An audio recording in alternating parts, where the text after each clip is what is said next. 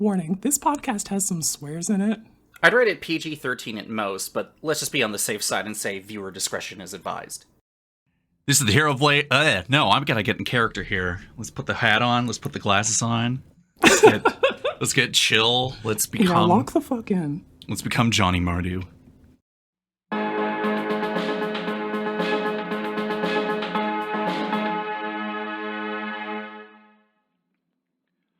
This is the Heroes Blade 5 Check Radio Show. I'm your host, Johnny Mardu. And I'm DJ Space Girl. Here to bring you the beats in a Commander game, the beats from Eclipse, and the story beats from Commander games. Let's get started on a story. A heated, intense Commander game ended up a bloodbath for two surviving Commander players. Eyewitness accounts reported that player Mike Carrozza had to leave due to personal reasons that popped up. The last noted spell cast by Mr. Carrozza was Maximum Carnage, which would have truly messed up the dynamic of any regular pod.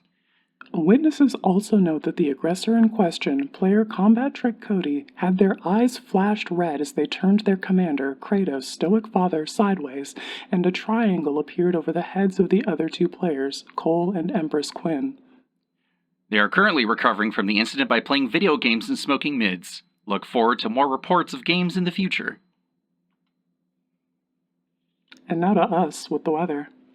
Time to raise your blades, heroes. And check some vibes. It's the Heroes Blade 5 Check.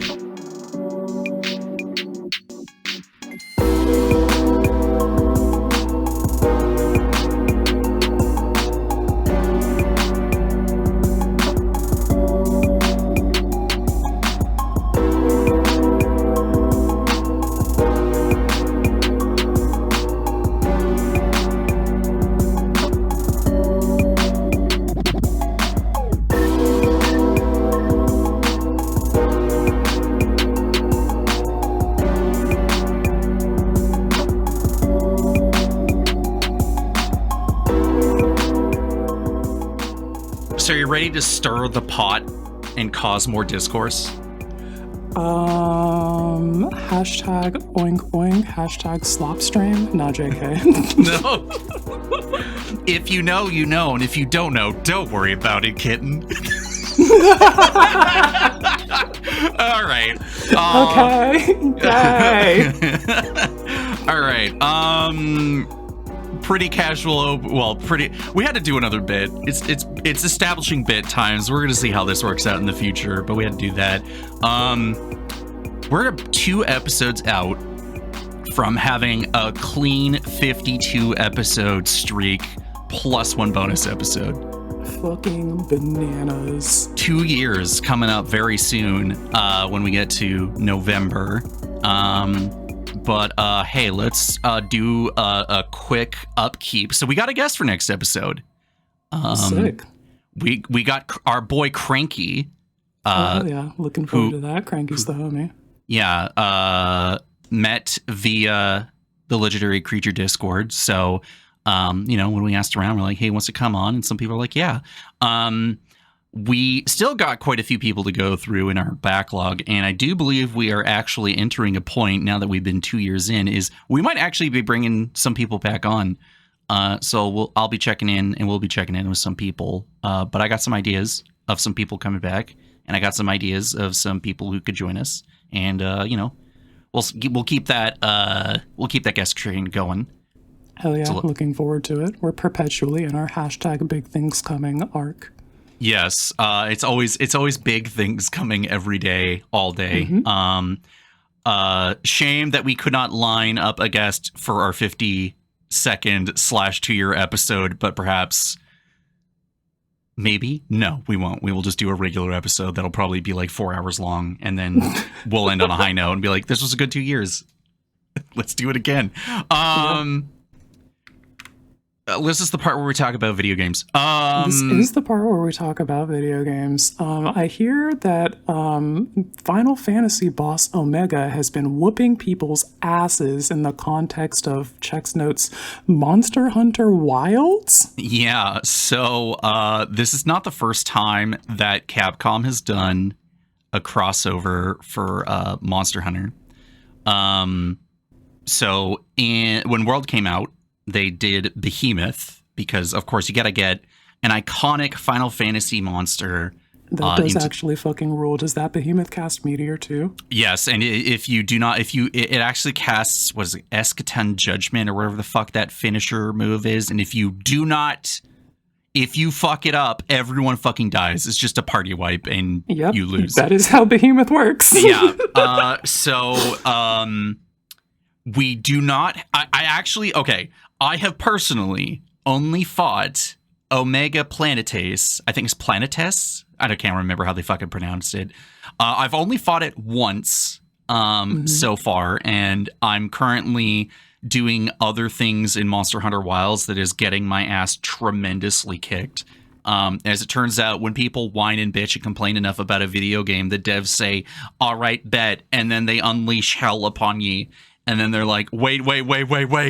Like this. Final Fantasy XIV gets to do 2 crossovers with Monster Hunter, and then Monster Hunter also has Monster Hunter crossover stuff in 14, and I think you just party up with your homies and fight like Rathalos or whatever. I think they did that the first time around, and then I think you get like a Rathalos mount, or you get this time around you get a Sacred, so you get like the bird monster that you get to ride around on in Wilds right now. And what was they are kind of giving Chocobo, so I understand that.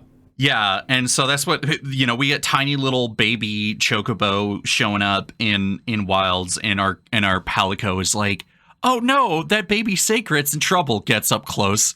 What the fuck is this? I'm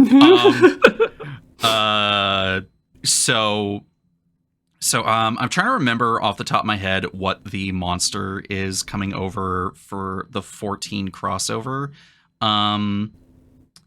I think they're bringing over Ray Dow, like one of the new monsters. I don't know them. I take that wrong. I take that back. It's actually the flagship monster Arkfeld for Wilds. So that's going to be pretty funky. Actually, hold on. Thinking about this for a second here. So Omega is an artificial construct that takes information in to become more powerful via experience points farming. And then Arkveld is a bioengineered monster of an ancient species that absorbs bioenergy from the things that it kills. Oh, okay. I see the connection. The thematic through lines. Yeah. But also, I don't know how that fight's going to go. But as we've been chatting with the Benma about some video game stuff in our chats and stuff, where he said that he was witness to a speedrunning group trying to go up against Omega, to which then there was the 14 players watching it in the background saying, "You're gonna learn. You're gonna fucking learn today. You're gonna learn today." Which, God, that's so funny. That's very funny. I like it when the people of the different franchises get to do the Predator handshake of, this boss fucking sucks. Yes, and that has just been the thing that I've been hearing on top of regular complaints from players. Which I would like to take this brief moment before we continue to talk about video games that are very cool and good. Is that players sure do love to fucking complain about literally everything and anything. And sometimes they are justified. And sometimes I feel as if they're complaining just for the sake of complaining. And there's probably a bit of a grain of truth to that. But the point I'm trying to say here is that the reason why you are upset is because of capitalism. So hate the higher-ups, the CEOs, and the shareholders, and not the people actually sitting down trying to get the game out the door. Does that have to do with anything? I don't know. We'll find out. So yeah. Monster Hunter good. Omega Boss, I'll have to go back and try it out after upgrading my armor, because I know that if I do not do that, I will just fucking die. They'll kill you. And we're at this weird intersection of many video game things. As it turns out, this year is also stacked for video games again, unsurprisingly. So Every year's when the fucking summer of gaming, dude. So when fans of Fallout are trying to get out a quote-unquote DLC of a mod, which, like, I don't know, can a mod have a DLC? We'll let the video game historians debate that. Fallout London got this behemoth update after a year of release. So basically, they're like, hey, let's mod Fallout 4 into London, and it's post-apocalyptic London. And you go... Oi, let's go get a cuppa with the radioactive fucking Queen Elizabeth III or whatever. So I'm like, great, now I have a reason to download Fallout 4 again, as if I never really needed a reason to do that. But at the same time of this new quote-unquote DLC coming out, Outer Worlds 2 is coming out at the end of the month, and I'm like, oh no, I don't have time to replay. I did not know that they were making a sequel to that. Yeah, as it turns out, Obsidian is on their bullshit, and I'm kind of in love with it. Hell yeah. So, someone from my work is like, you have to replay Outer Worlds 1 as an idiot, because if, like Obsidian is wont to do, if you are of a low intelligence, your character is just bumbling by, and everyone else around them is like, "Oh dear God, okay." And you know, the writing changes, and the characters actually react to you being, dead as a doornail. So it's pretty funny. So I'm like, no, I might not have time. But then also, Pokemon Legends ZA is coming out, and I still have a Switch 1, so I know that is going to be a thing. But at the same time, I am a Pokemon and Nintendo shill, as the same way I'm a Magic the Gathering shill. So here we go, right? Yeah, sometime next year I will be acquiring the Switch 2 and the Pokemon's Zygarde Alpha. But we are looking wistfully into the middle distance and waiting for our time to come. Are you sure that's what it's called? Are you sure that's what the ZA means? I don't know. What else is it going to be besides that? Well, it could be Zygarde and some new Pokemon we've never heard before. We could find out. Sure. Or I don't know. I always find it funny when they're like, what does the acronym mean? It doesn't mean anything. They literally just put two letters together because, not just Nintendo, like Japanese creators and everyone just love doing like what does .hack.gu mean? What does the GU mean? Nothing. It doesn't mean anything. But X meant the fucking Xerneas and Y meant Yveltal, so it stands to reason that Z would go for Zygarde. Yeah, Z would definitely goes for Zygarde. What else does that mean? I don't know. Okay, what do you got going on? Video game wise. I've been playing Final Fantasy IX still. We're working through that. We're on disc 3 now, and I spent a bunch of fucking time yesterday farming all of the blue magic that we had available, which is like medium at best of an ability, but I don't know. Something about it's just like you gotta catch all the Pokemon, you gotta get all of the blue magic that you can. So yeah, we're working on that, and gotta collect them all. Yeah, basically. So yeah, we've got all of the stuff that we have at this point in the game for our blue mage. There's some other like side questy sort of items that we can go pick up because we just got the ship that you can sail around the whole ass world in. Yeah. So business as usual, same old Final Fantasy self-established tropes. Exactly, yeah. We got a ship that expanded our mobility, so we're exploring the areas that we have access to now, and seeing what else we can pick up as far as like side quest wise before we continue the main quest on that. Main quest is looking pretty fucking sketch. There's some black mages that were on the ship with Kuja that we had like been introduced to previously, so I've just got a bunch of fucking question marks over my head now, and I'm like, oh no, not the black mages with personalities working with Kuja. What's going on? So yeah, looking forward to finding out what else is up with that.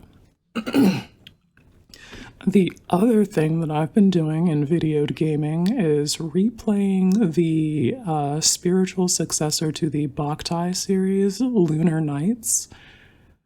for I once upon a time in a random gaming magazine that I bought in like the early 2000s, I read that there was a game called Lunar Nights, and it sounded very cool.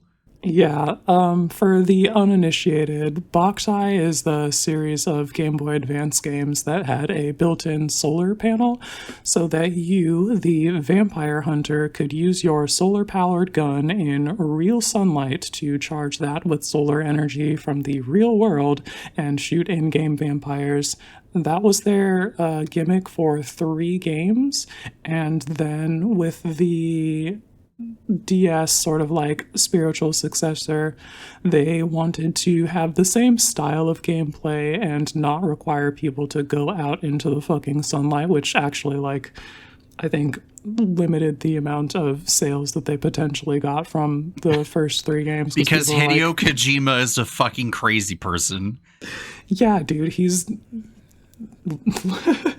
Let it never be said that homie's not innovating. Sure. Is that what we're calling it? Yes. So yeah, there's a built-in weather system in the game that you can play with, but if you have access to the physical cartridges and you're playing this on a Nintendo DS with a Game Boy Advance slot, you can put those in there and use those solar panels to charge your actual person in Lunar Nights, which is very cool.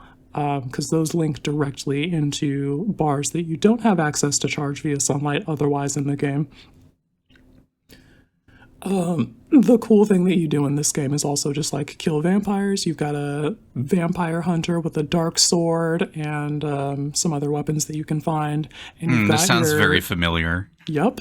Your spiky-haired hero with his green goggles and his solar gun and a couple of different variations on that you can find. And you go through playing like hack and slash gameplay and solving some light puzzling. And oh my god, it's Simon Belmont. That's not my name. It's closer to Alucard in aesthetic, I think, although Lucian's hair is short and purple.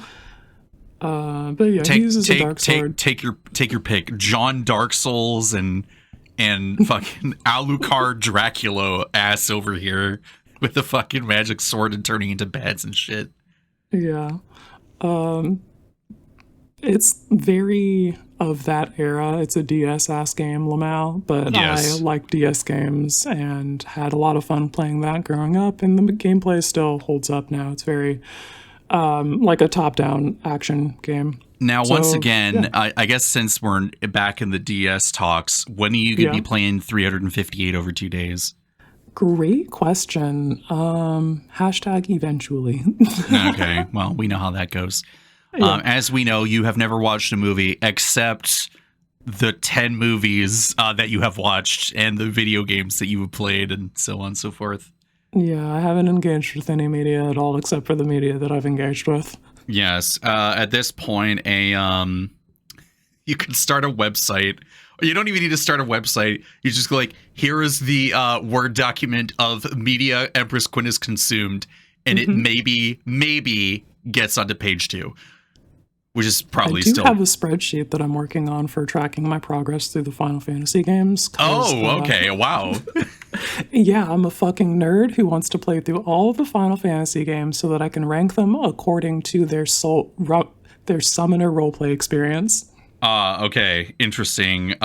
More on that later in... Yeah. More on that in like 2 years. 2 years. It's like some when I've played all of the Final Fantasies. Oh my god. You're like, all right, so I'm finally playing Final Fantasy 13 later.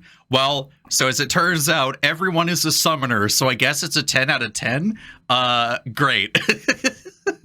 Potentially. There's also like Final Fantasy 16 though, where everyone is a summoner. So 10 out of 10. 10 out of 10, yeah. See, so Final Fantasy 13 was where everyone was the summoner, and Final Fantasy 15 is where one person is the summoner sometimes, and then 16 is, well, everyone is a summoner, asterisk. Everyone is the summoner, and you turn into the summon. Yeah. Damn, Final Fantasy can be funky when you kind of step back and be like, what the fuck is going on in there? I do love to step back and look at all of the fucking tropes and the things that they're doing over the course of their series. Like every Dragoon got emotional issues. Yes, you cannot have an edgy Dragoon character who can somehow jump like they do. How are they doing that? It's so funny. Even in game, they'll be like, how the fuck are they doing that? And they never answer. It's so funny. And it's funny because, once again, going back to the Final Fantasy, the Final Fantasy crossover with World, part of the win con of beating Behemoth at its baseline form is you get the jump emote, but it actually works if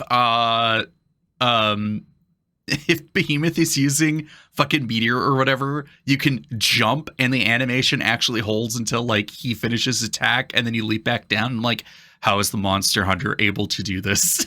They literally watched the guy do it once and he's like, I could do that too. Will you fucking Kakashi of the Sharingan? What the fuck is this?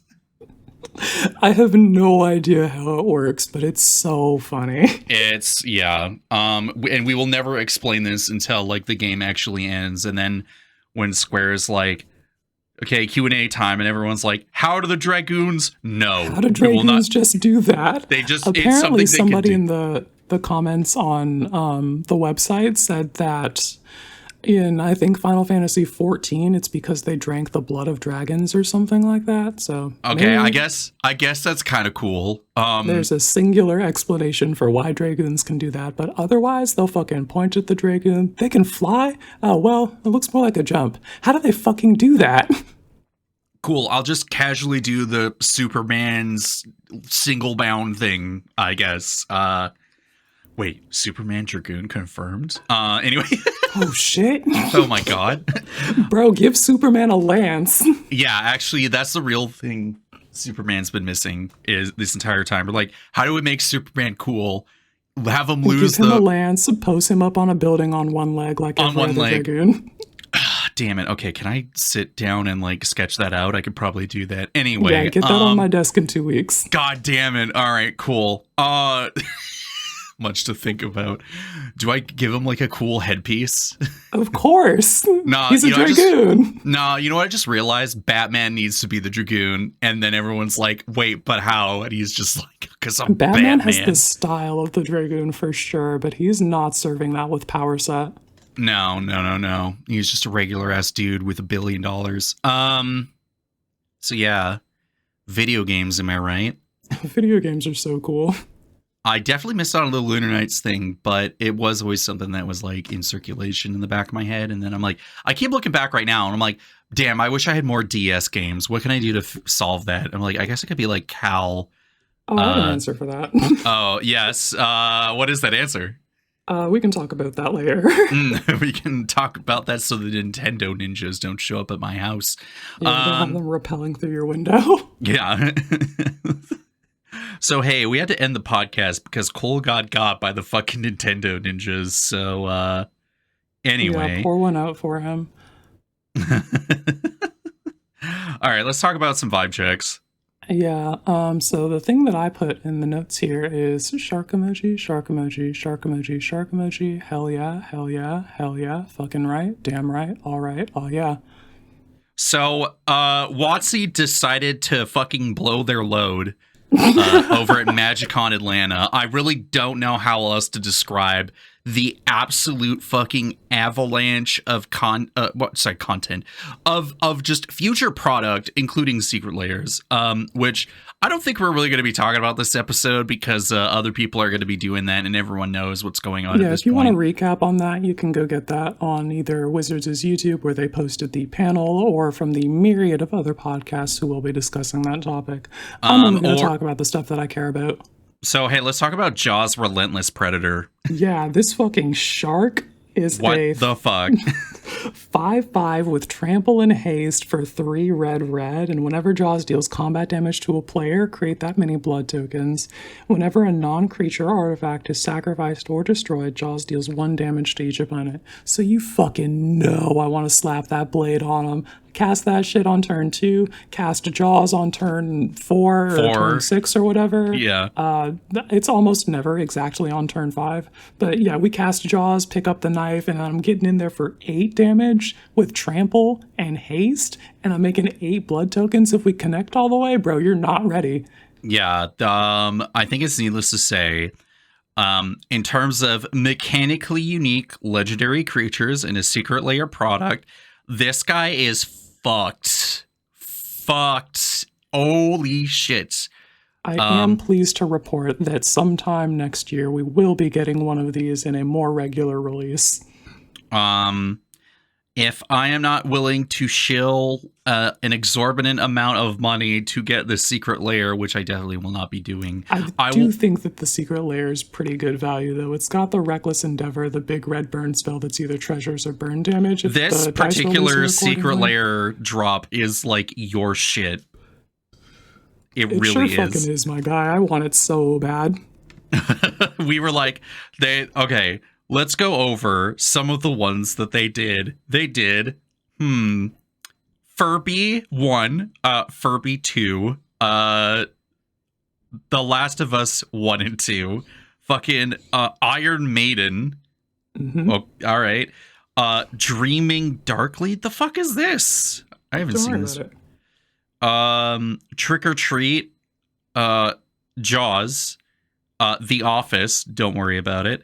Chaos Vault Dandan, sure. God of War Greek and God of War Norse, Uncharted, Horizon, Ghost of Tsushima, blah blah blah. The Jaws one is Descended to Avernus, Reckless Endeavor, Sneak Attack. You're gonna need a bigger boat, aka a braid, which is like great. Who doesn't love playing a braid? And a blood bucket, chum bucket, blood token. And then fucking Jaws just being like, cool. So not only am I going to tear your fucking head off and your leg off and maybe your arm while we're at it, I'm also going to make that many blood tokens. And then if you do anything, if you fucking think about doing anything to my artifacts, you will take damage. And not just you, all of my opponents. I think it's so beautiful how they were like, hey, can you break parity with Descent into Avernus, please? Thank you. Yeah, which is pretty fucked. Yeah, I think it's sweet as hell because you cast that, and then the next turn you're making your 2 treasures, which give you enough to cast Jaws, and then immediately, if your opponents are looking to spend their treasures, they gotta answer the shark. Yeah, so very funny brief tangent because this isn't going to be the game. I'm not, unless you're mentioning this the particular game, but I thought in my infinite wisdom, without triple checking oh fuck. Yeah, go ahead. The math, I was like, but what if I cast a Brotherhood's End into the board state with a bunch of artifacts, and you then just watched me count up the number of blood tokens that I had, and it was 14, and then like 2 turns after that, like rather 1 player in between you and me, so they're like, I make all these fucking blood tokens, homie after me goes, and then you look directly at all of that and say, yeah, okay, I'll cast a Brotherhood's End. Yeah, it was in my infinite wisdom. Part of it was like, oh, this would be really funny, and then the math came back, and I was like, you know what? This is why math is for blockers. This is bullshit. Let me not do the math beforehand. Let me O-ring. Let me O-ring Jaws, so I just don't insta fucking die. And then Benwell won. So, yeah, that was live and learn the fucking lesson, I guess. Like, I don't fucking know. Truly fucking crush 40 live and learn .wave. Yeah, so Jaws is good. I can only imagine what the in-universe version is going to look like or where it's going to be coming out, but I imagine considering that it is a red shark, which is very funny. But it is also just a shark. Who knows where that's going to show up? Yeah, there's a lot of potential places it could show up. I don't think we had Ikoria on the docket at all next year, but I do really like that plane, and we do have quite a few sharks from there and shark-related cards. So that's an option. Alternatively, fucking, I don't know, dude, Muraganda. Except that place is about big vanilla creatures, so like, no. No. I truly have no idea where the shark comes from. If they hit us with a new plane with like quote unquote color shifted stuff, maybe you could see a red shark in that set. I don't know. We have plenty of red sharks is the thing. It's not even color shifted. They've just decided that sharks are going to be in blue mana and red mana, and they link with discarding. Red shark exists? What are you talking about? Have you never seen Marauding Mako? What? Oh, I take it. You know what? Kidding me? Sorry, hold on. Let me Captain take it back. Captain Howler. That's a blue red shark. That's different. What are you doing, my guy? It's like a mono. You know what? You're right. You know what? I need to go grab a map token and go find myself or something. I don't fucking know. 100%. Anyway, I would love to get a copy of the Shark for Audric Bloodcursed for very obvious reasons. Yeah, I'm kind of at a point where I'm like, shit, dude, does this just go into every red deck that I play henceforth? And I'm having a hard time saying no to me. Okay, so I guess the other question is Dragonhawk or Jaws?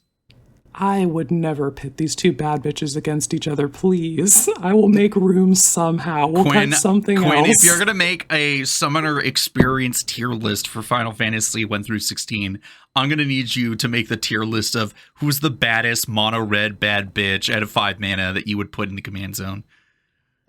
Oh, man. Who's the baddest 5 mana 5/5? With keywords and wicked combat. And just like abilities. stupid, like, I don't know, I'd probably put Jaws over Dragonhawk if it wasn't for the fact that Dragonhawk actually gives you, like... If it wasn't for the fact card that advantage Dragonhawk is also fucking kills you.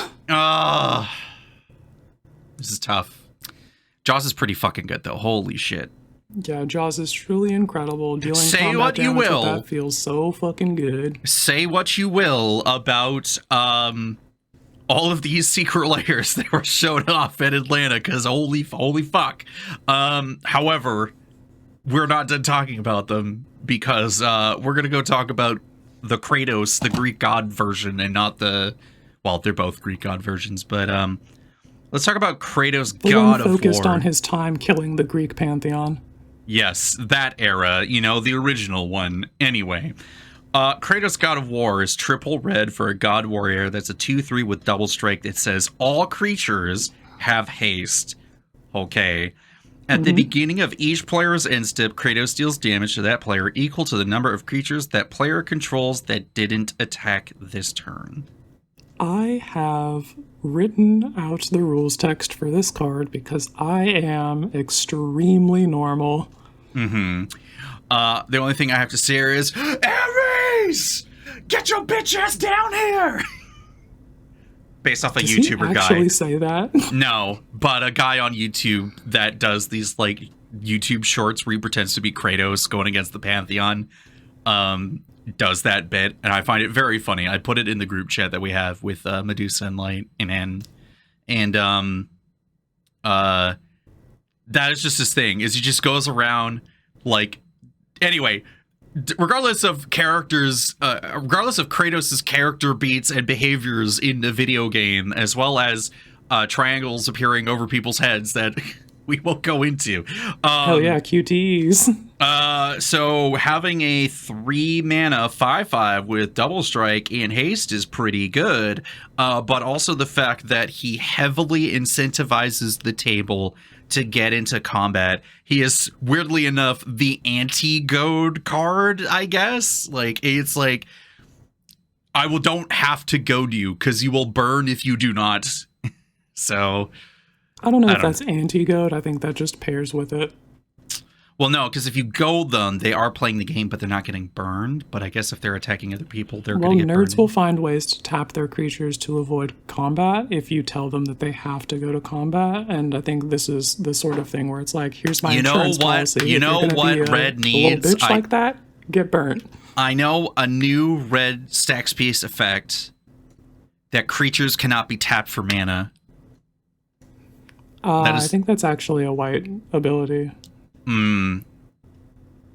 Just activated abilities can't be activated. Okay, make it a Boros enchantment and say they also have to attack. Anyway, regardless, Kratos with the blade, very cool. Yeah, nothing else needs to be said.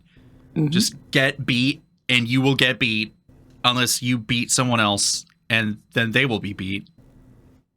Either way, we're in for a short game. Yep. Mono Red and continuously. Shout out to Magali Villeneuve, who got to paint this Kratos God of War. She fucking snapped. This piece looks incredible. Kratos looks so sick. Yep. Looking pretty fucking good. The other version also looks pretty good, and we'll be talking about that later when we get into some games. So let's get into comments. Yeah, we've got Jay who's like asking, please help old crusty crustacean find this link to album in LCP. Will make many unworthy sea creatures sacrifice in your name. Cole's thinking this is the one to the Final Fantasy one I made, which possible. I think we can do that and then the one from 2017. We'll just post both of those in the miscellaneous channel as requested by individuals there, and then you can find that when you get around to it. But also, I'll put a link of some stuff in the episode. So we can also put the link to both of those in the show as a notes. reminder to everyone listening, because we are obviously super consistent. As a reminder, all the links of the stuff that we usually mostly talk about, ends up in the description in some way, shape, or form. So I could put the link to the Final Fantasy album and whatever else Quinn wants me to put there amongst the content that we're going to be talking about and the decks we're going to be talking about. So just remember, it's down there. It exists. I need you to look, please. All right, sounds good. When the fuck did Pyrohemia get up to $14.99? Because people love Pyrohemia. This has got to be O'Hare Ashenil's fault. Insert mono red commander that involves. Do you remember Torbrand came out? I'm pretty sure probably spiked around then too. Yeah. Yeah. Oh, Solfim. God, just fucking. Yeah, just hey, how about you? Yeah, die, double damage. Yeah, it's okay. There's a lot of reasons that Pyrohemia probably got mad expensive. This card sucks anyway. I hate that shit. Why? Because it burns your board state down to nothing. Yeah, Pyrohemia and Pestilence are cards that do not encourage playing creatures, and in the kind of smoking mids combat-based gameplay that I'm trying to enjoy, that is antithetical to it, which means if you play one of those, I have to find alternative means to cut your fucking head off so you never do that shit again. But these people never learn their lessons, and they continue to go terrorize people elsewhere. All right. Steven here says at the 1 hour, 9 minute, 10 second mark, Ox mentioned, because Summon Kujata is fucking awesome. That card continues to just do way too much work. Yeah, Stan. I'm like, no, my Kujata died. And they're like, yeah, because I can't fucking let you have that. Are you kidding me? I'm like, no. That card's extremely fucked in Two-Headed Giant. That guy's supposed to close games of 4 players. If you're 1v1, bro, not fair. Just die. Just die. Everything on your board and you just die. You're not blocking, and then you also die. Then Lenny here from Lenny wrapping it up. Yeah, he says, no disrespect to the Cynthia theme, but the Professor Sada/Turo theme from Scarlet and Violet is truly the peak for the series. Go and listen. I'll wait. Cole in the comments here. Nah, you spitting though. Yeah, no, it's one of the many reasons that I enjoy Scarlet and Violet is not because of the textures, and it's not because of the performance of the game, and that it doesn't run at fucking 30 frames per second. Blah, blah, blah. That's a whole other thing you're going to crash out about at some other point. But when it comes to, like, the real substance of that game, when it comes to, like, the story beats and the music and, like, the Pokemon textures, actually, weirdly enough, you're like, hey, that's the Viper has scales on it. That looks pretty sick. That final encounter in Scarlet and Violet and that theme song is fucking awesome. It's so sick. I was like, wait, this is some real JRPG final boss shit. What's going on here? So yeah, go listen to that track. It's pretty sick. I've definitely played that part in the game, but I do not have that track held in my memory. That was quite some time ago. It was like 2 years ago, yeah, when that game came out. Oh goodness, my knees. Yeah. And then the new game's coming out, and I guess it's considered a new generation, so that's also something to think about. They're like, oh, hey, so Pokemon Home is going to get its update so we can link up with ZA. We're like, oh, cool. And they're like, anything that's transferred to ZA can't go back. I'm like, wait, what? Oh no. That's the future? That's the future. So they let you go through Gen 8 through 9 back and forth, no issue. But I guess whatever's going to be happening next, it's going to be the next step. Pretty spooky stuff. Yeah, it's very scary, but we'll get through it together as Pokemon fans. All right.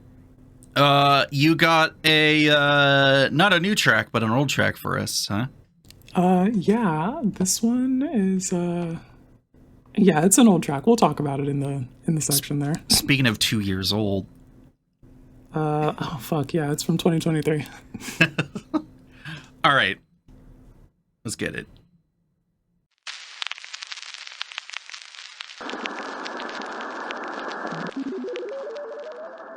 What the fuck is up, Spacelings?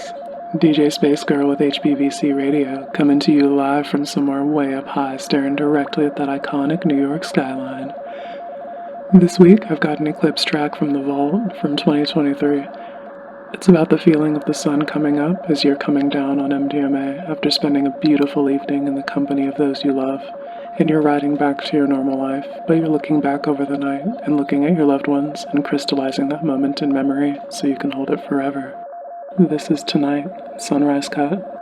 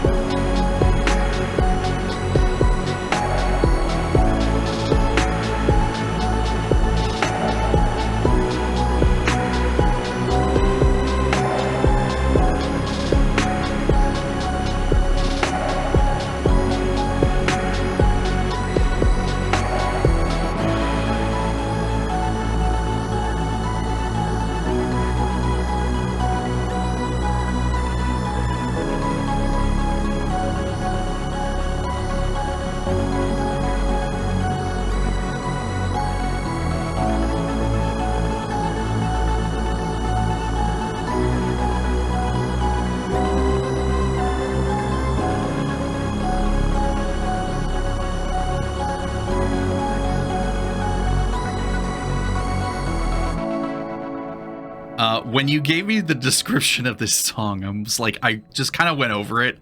I was like, what the fuck? What? Huh? I have never had this. It's very much what the fuck are you on about? And then you play it and it makes sense, I promise. Yeah. So I imagine, you'll have heard what DJ Space Girl had to say about this. All right. Content. The internet is on fire, but we're not going to talk about that. We sure aren't. I went back and watched Graham from Loading Ready runs 2.5 hour explaining every Final Fantasy card video again because apparently You're that's normal. my favorite movie. Yeah. Yeah, it's a very good video, worth a rewatch, and I enjoyed it. So do that if you have not done it already. It takes a lot of fucking effort to put together a video like that. No kidding. As usual, whenever anyone does that, I salute, because we can yap for like 3 hours and it's literally like nonsense and mostly like self-referential, if anything. But then when you really get to like, hey, let's talk about like, hold on, checks notes, 30 something years of a franchise and somehow compact it into 2.5 hours. Yeah, let's talk about 16 games that are fucking 40-hour experiences each. Yeah, fucking insanity. All right. What else you got? What else have you looked into? As far as Magic the Gathering goes, I think that's all the content that we've been listening to besides the usual podcasts and such. This isn't on the list, but let's talk about a few podcasts here. So, good old Mike Rosa, Am I the Bullcast guy? Last couple episodes were pretty good. But outside of the mailbag episode, like I always love when Mike and Morgan do the mailbag stuff, and having Michael Solani back on has been pretty good. But let's talk about the episode 53, where after doing a story, the story broke containment and got back to the original playgroup, and they had a response to that. Shit, yes. Yeah, and I was like, I was hooked. It was like, oh my god, it is not every day. I always find it funny when people are like, I'm in a group of people, and we are in a group of people, but I in a particular couple playgroups that I have out here, I'm like, oh yeah, like I do content and I listen to content and everything, and everyone else is like, yeah, I don't do that. Like I don't listen to that. Like I don't do podcasts. And I'm like, what do you do with your life? And they're like, well, I listen to music. I'm like, but there's more to life. You can do both. But some people are like, I don't want to listen to like hobby podcasts about the hobby that I play because I don't know, they have their respective reasons for it.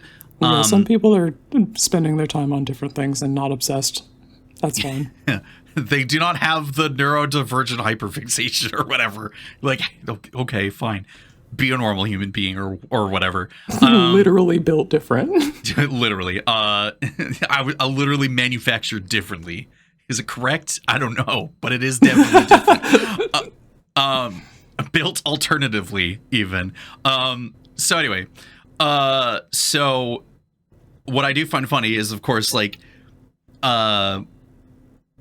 people will be like, oh yeah, so I sent our story to the article writer or the like Howling Salt Mine or Am I the Bullcast or whatever, and people are like, oh yeah, sure. But then when that stuff breaks containment because people can't be normal human beings and talk to each other, and then it has to become like a fucking therapy episode where it's like, let's analyze the facts and then come back to these guys and tell them what's going on. Fucking insanity. Love that episode. It was so good. Yeah, it's a wild experience. Guys, please, you don't have to have this happen. You could also just talk to each other, you know? So then we have, so I'm actually going to mention both of these. So Brew Review, you know, Cody and Lance, and Not Brand Safe, both had their MagicCon Atlanta episodes come out. I will have to say, listening to the girls over at Not Brand Safe, holy shit, that podcast is unhinged sometimes. Bro, Not Brand Safe whips. It's a great podcast to listen to that. That's the homies behind Girl Pod. Yeah, I was like, holy, is this how I thought how sometimes we could start episodes was fucking goofy, but they're not brand safe for a reason. Sounds like MagicCon Atlanta was a good time, except for some things like where things were located and how people were navigating the venue and everything. $20 like gin and tonics or whatever sounds like absolutely fucking criminal. Are you out of your mind? I don't know how much those usually cost, but that sounds fucked. And then the fact that Cody hadn't tried Korean barbecue feels like criminal behavior to me. Like, where are you supposed to get it? I don't know. I'm sure those places exist around, but I don't know. I guess it depends on how fucking white your fucking state is. Yeah, sometimes you just literally do not have the opportunity to experience these cuisines. Yeah, fair enough. I've tried Korean barbecue. It's pretty fucking awesome. Did that with Mike and his girlfriend, actually, when they were out here. For pretty fucking awesome. Yeah. So yeah, go listen to those if you want to get some like hands-on experiences of people going to these places. Then briefly brushing upon the discourse. But we got a couple episodes here. Saffron Olive over on MTG Goldfish, and then Brian Kibler himself made a video on his own channel. Seth's video is about why Magic is how it is in 2025 and why everything changed. And then Brian's video is problems with Universes Beyond, even if you're not a hater. They just kind of go over like, hey, what the fuck is going on with Magic and what's going on in the background? I just want to reiterate, it's fucking capitalism, among other things. But it's a good way to have some sort of mixed objective and like deep dives on what the fuck is going on with Magic on a broader scope that isn't just, wow, Jaws is a cool Magic the Gathering card. I can't wait to put that in a deck. Yeah, I didn't watch either of those because I try to avoid things that are going to piss me off. Yeah. Just dodging and weaving. Yeah. And then, because it's Kristen article time, this one I didn't mention the last time because I think it had just come out. I didn't get the chance to skim it. And then this other one. So Kristen wrote about 5 commanders that prove Grixis gets all the fun. Which I was like, God. Fully getting my ass. Holy shit. God fucking damn it. Hey, I heard you like Sauron the Dark Lord. Yeah. I sure do. I heard you like Edward Kenway. Yeah, it's pretty. Do you like Kefka Court Mage that flips into... Oh, you know I do. So, yeah. Gor and Satoru? Oh, man. Yep, sure do. Yeah. So, I will not mention one of them because we got to keep something about that article a secret. And I was just like, oh, God, what the fuck? And then I kept going through it. I'm like, your sweet ass I played that one, too. Yeah, no, I'm sure you did. And then with the previews of the secret layers of PlayStation or Sony coming out, Kristen got to make an article about Jin Sakai, Ghost of Tsushima, which is shocking. Esper combat, but if you're attacking with one creature to an opponent, which means if you send 3 creatures out one at a time, a la Timna the Weaver rules, you get to do some cool stuff. Let's actually read this card. This is kind of important. 1 white, blue and a black for Human Samurai. That's a 2/4. Whenever Jin Sakai deals combat damage to a player, draw a card. And whenever a creature you control attacks a player, if no other creatures are attacking that player, choose 1. Standoff, it gains double strike until end of turn. Or Ghost, it can't be blocked this turn. That's so good. What the fuck? I gotta play Ghost of Tsushima. That game was fucking awesome. I've heard... I will never play Ghost of Tsushima. Why not? Because I don't play Souls games. It's not a Souls game. Is it not? It's not a Souls game. Who told you this? Fucking everything that comes out as a Souls game, dude. Okay, I get good and I guess built incorrect. Like, what are you talking about? It is not. You could literally play easy mode and fucking hack Mongolians to pieces. All right, well, I Play this clearly game. did not watch any of the fucking media. You saw that previewed this. a samurai with a sword, and you were like, "That is a Souls ass game." And I'm like, "No, I it think is I not." saw that character walk it's- like 3 steps, and the it's camera not- angle and all of that was giving Souls-like, and I was It's like, oh, not okay, that's not for me. Sekiro. Like, what the fuck is this? Get out of here. Play Ghost of Tsushima. God fucking damn it. Anyway. I mean, I'm still probably not going to play a TBH. Oh, killing me here. It's a good game, Quinn. This is ridiculous. There's cute foxes and shit in it. Come on. There's too many games, dude. I gotta fucking get through 16 Final Fantasies. Jeez, and fucking get and on Tactics. it. And Tactics. Oh god, that came out too, didn't it? Sheesh. It has summoners. All right. Anyway, there are cards that Kristen was like, hey, this would be really good in this deck. And lo and behold, Timna the Weaver's in there. Go fucking My queen. fucking check that shit out. But yeah, there's a lot of shit going on. Esper players may be interested. I may be interested because it means I get to go to combat and hit someone with a double striking unblockable creature. I don't fucking know. I think this is such a sick Esper Ninjutsu commander. Yeah, it's going to be interesting to see the different avenues people are going to go to playing this guy. All right. Let's go brews off the shelf time. Yeah, sounds good. Okay. Talk about Jaws. What's going on here? All right, so holy fucking shit. They put that shark on a Magic the Gathering card. So I immediately was like, I bet that guy goes bananas with knives and fireweavers, and decided to put together some stuff with the cards on my desk to see what supported that. Quite a bit, the answer is. We had, I think, the Strephon Mar Progenitor Precon just hanging around. Just there on the desk, yeah. Yeah, there was the Gadrak artifacts deck that we kind of just like taken apart and had chilling on the desk. So we put the cards that were good in both of those together. There's also, I think, a Boros combat deck that we had knives hanging around with. So we put just like, melted all of those down and poured it into a mold labeled Jaws, and then here's this. Here, behold, my yeah, Blurbo. so, yes, basically.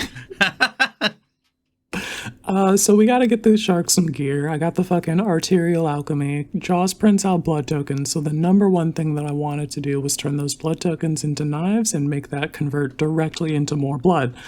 And Arterial Alchemy does that beautifully by making all of my knives into equipment that I can give +2/+0 with, and I spend 2 to equip them. So it's just like, I hit you for 5, I make 5 blood tokens, I spend 2 4 mana, I put 2 blood tokens on Jaws, give it +4, and then we're at 9 next turn, and I'm like, this train is rapidly advancing. Yeah, pretty good. We've also got the more blood tokens means I am more vindicated. Yes, blood tokens are good. I will not hear slander otherwise. So anyway, other gear that we've got is like Tavern Brawler and Sword of Cauldra, Hero's Blade, of course, Chainsaw, because I love that card, and then Adaptive Omnitool, because it scales with the amount of artifacts that I'm making, and Jaws prints out blood tokens, so equipped creature getting +1/+1 for each artifact you control is going to be quite the sizable buff on my trampling commander. Additionally, whenever this guy attacks, you look at the top 6 cards of your library and can reveal an artifact card from among them and put it into your hand, and the rest on the bottom in a random order.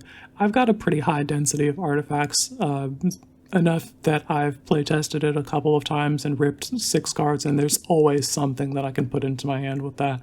So this basically reads, look at the top 6 cards of your library and put one of them into your hand. That's pretty fucking strong. Yeah, it's pretty good. We've included some additional things to multiply our force with like Temur Battle Rage. We got Blood Mist, this flavorful enchantment from Shadows over Innistrad. Nope, Eldritch Moon.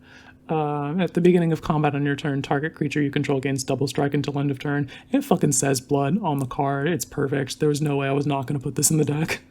Yeah, I was gonna say, where's that random red Astartes warrior that also does the same thing, but we'll take Blood Mist. Yeah, I don't think I have. Well, no, I have that because I have the Chaos deck, so that card is somewhere, hashtag around here somewhere. Um, yeah. Other force multipliers, we've got Ketshi and Gogo, Mysterious Mime from Final Fantasy. Ketshi is basically another tavern brawler, except you get to scry one first, and you can point that at target creature. And the flexibility on that is pretty fucking bananas, even if it's only ever going to go on Jaws in this deck.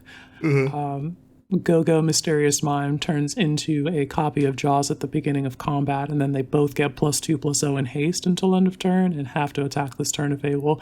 But like, I was getting in there anyway. I want this. So And it's if not you even are a in downside. that, and if you are in that pivotal moment where you can do a bunch of stuff with your blood tokens or whatever, and they both survive, it's like it's time to double down on the damage. Yeah, I had one game where I was like, I'm gonna turn Go-Go into Jaws. We're gonna go to combat. I'll hit you for 7 twice. We'll make 14 blood tokens, and then I'm just like, all right, we'll sack a blood, we'll sack a blood, we'll sack a blood, and then it's just like take two, take two, take two, because I have 2 copies of Jaws watching all of these artifacts get sacrificed. It's gross, and that's kind of why I wanted an Audric. Yeah, you got to get you one. Like we talked about, this guy synergizes in fucking incredibly with Reckless Fireweaver. It's basically a damage doubler. You connect for like 7, you make 7 blood tokens. Fireweaver does 7 damage to each opponent. Pretty fucking sweet. Yep. There's a lot of Fireweavers that you can play now. I just have Fireweaver and Ingenious Artillerist in the deck, but I think there's like 5 I can pick from, and if I had the whole suite of those, I think it would be very easy to consistently always find one per game. The mono red artifacts are not beating the allegations. The thing that we're thinking about adding is the Chandra from Ether Drift, who I have in the notes as Akira Chandra as a reference to the art. For the discard synergy on her plus ability and sacrificing blood tokens to activate that, as well as the ultimate that's basically 3 Hedron detonators in a trench coat. I would like that. Yeah, I'm glad that particular one has like a niche in here, because I always kind of like looked at her and was like, I don't know where to put you. This is really awkward. Yeah, she's pretty cool, but has a very specific wand. Honestly, she's kind of a Duretti, but they didn't want to have a Duretti be a that much planeswalker overlap anymore, so he's a Chandra. Yeah, I don't know. Like, if this card had Duretti in the art, it would be very much like, yes, I expect that from this guy, but they didn't go that direction. So, Chandra with artifact synergy.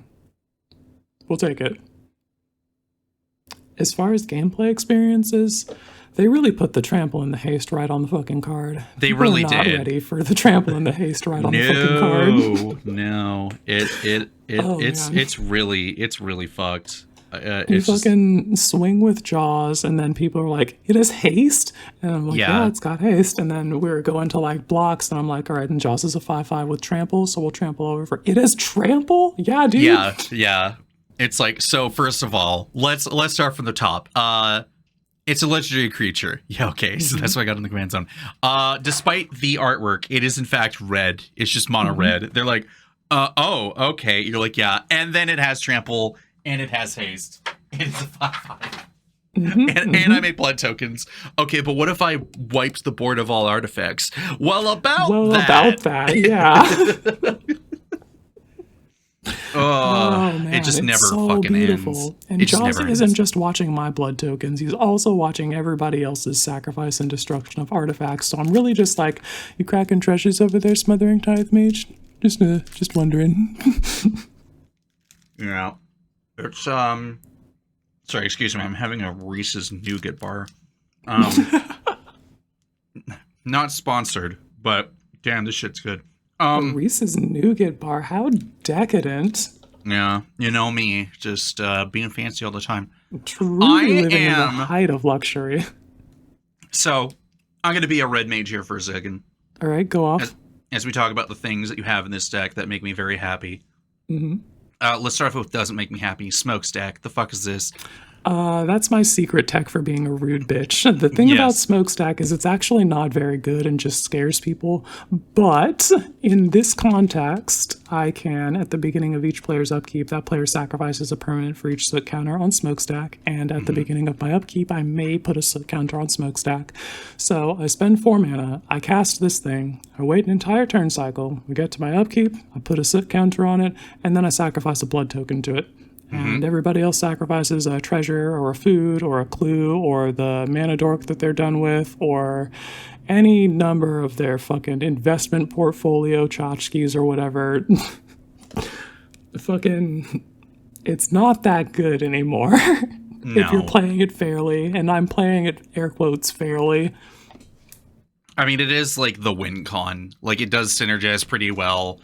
Not only are people being punished unless they're a token deck, but even then they're probably going to start feeling the pain. And it's slow. Like, there's no way for you to multiply the suit. Yeah, I don't have any proliferate tech or anything like that. It is literally just like every turn I'm cast it on X turn. Okay, cool. So we're still in like the turn 4, turn 5 or whatever because you're casting Jaws first. And then you go to your upkeep, and then you put a counter on it, and you sack 1 blood token, let's say hypothetically, and then you deal everyone 1 damage, and they have to sacrifice 1 thing. It's like, okay, so yes, this could be worse.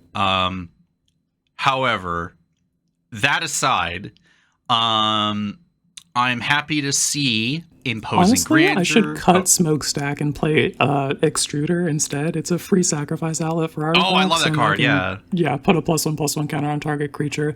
That very directly converts blood into additional damage to make more blood. It would be so much stronger than Smokestack in the slot. Yeah, Extruder is for that if you're going to be sacrificing it, because, you know, it's also an artifact. Just be like, cool, cast Extruder. Die? Crunch. Question mark? Yeah, that's pretty good. So I'm seeing spells like Imposing Grandeur. Love that. Good old Hellkite Igniter. Yeah, I thought that guy was very strong here, and I just happened to have a foil on my desk, so you know we had to flex on him right quick. The foil looks so fucking good. Yes, the way the flames pop in the foil, it's very good. This guy's the most hellish fire breathing, gets +X/+O until end of turn, or X is the number of artifacts I control. That can just casually be like 7, 14. Yeah. Kedis coming in to witness Jaws deal damage. That splash damage, love to see it. Lorwyn the Diversion.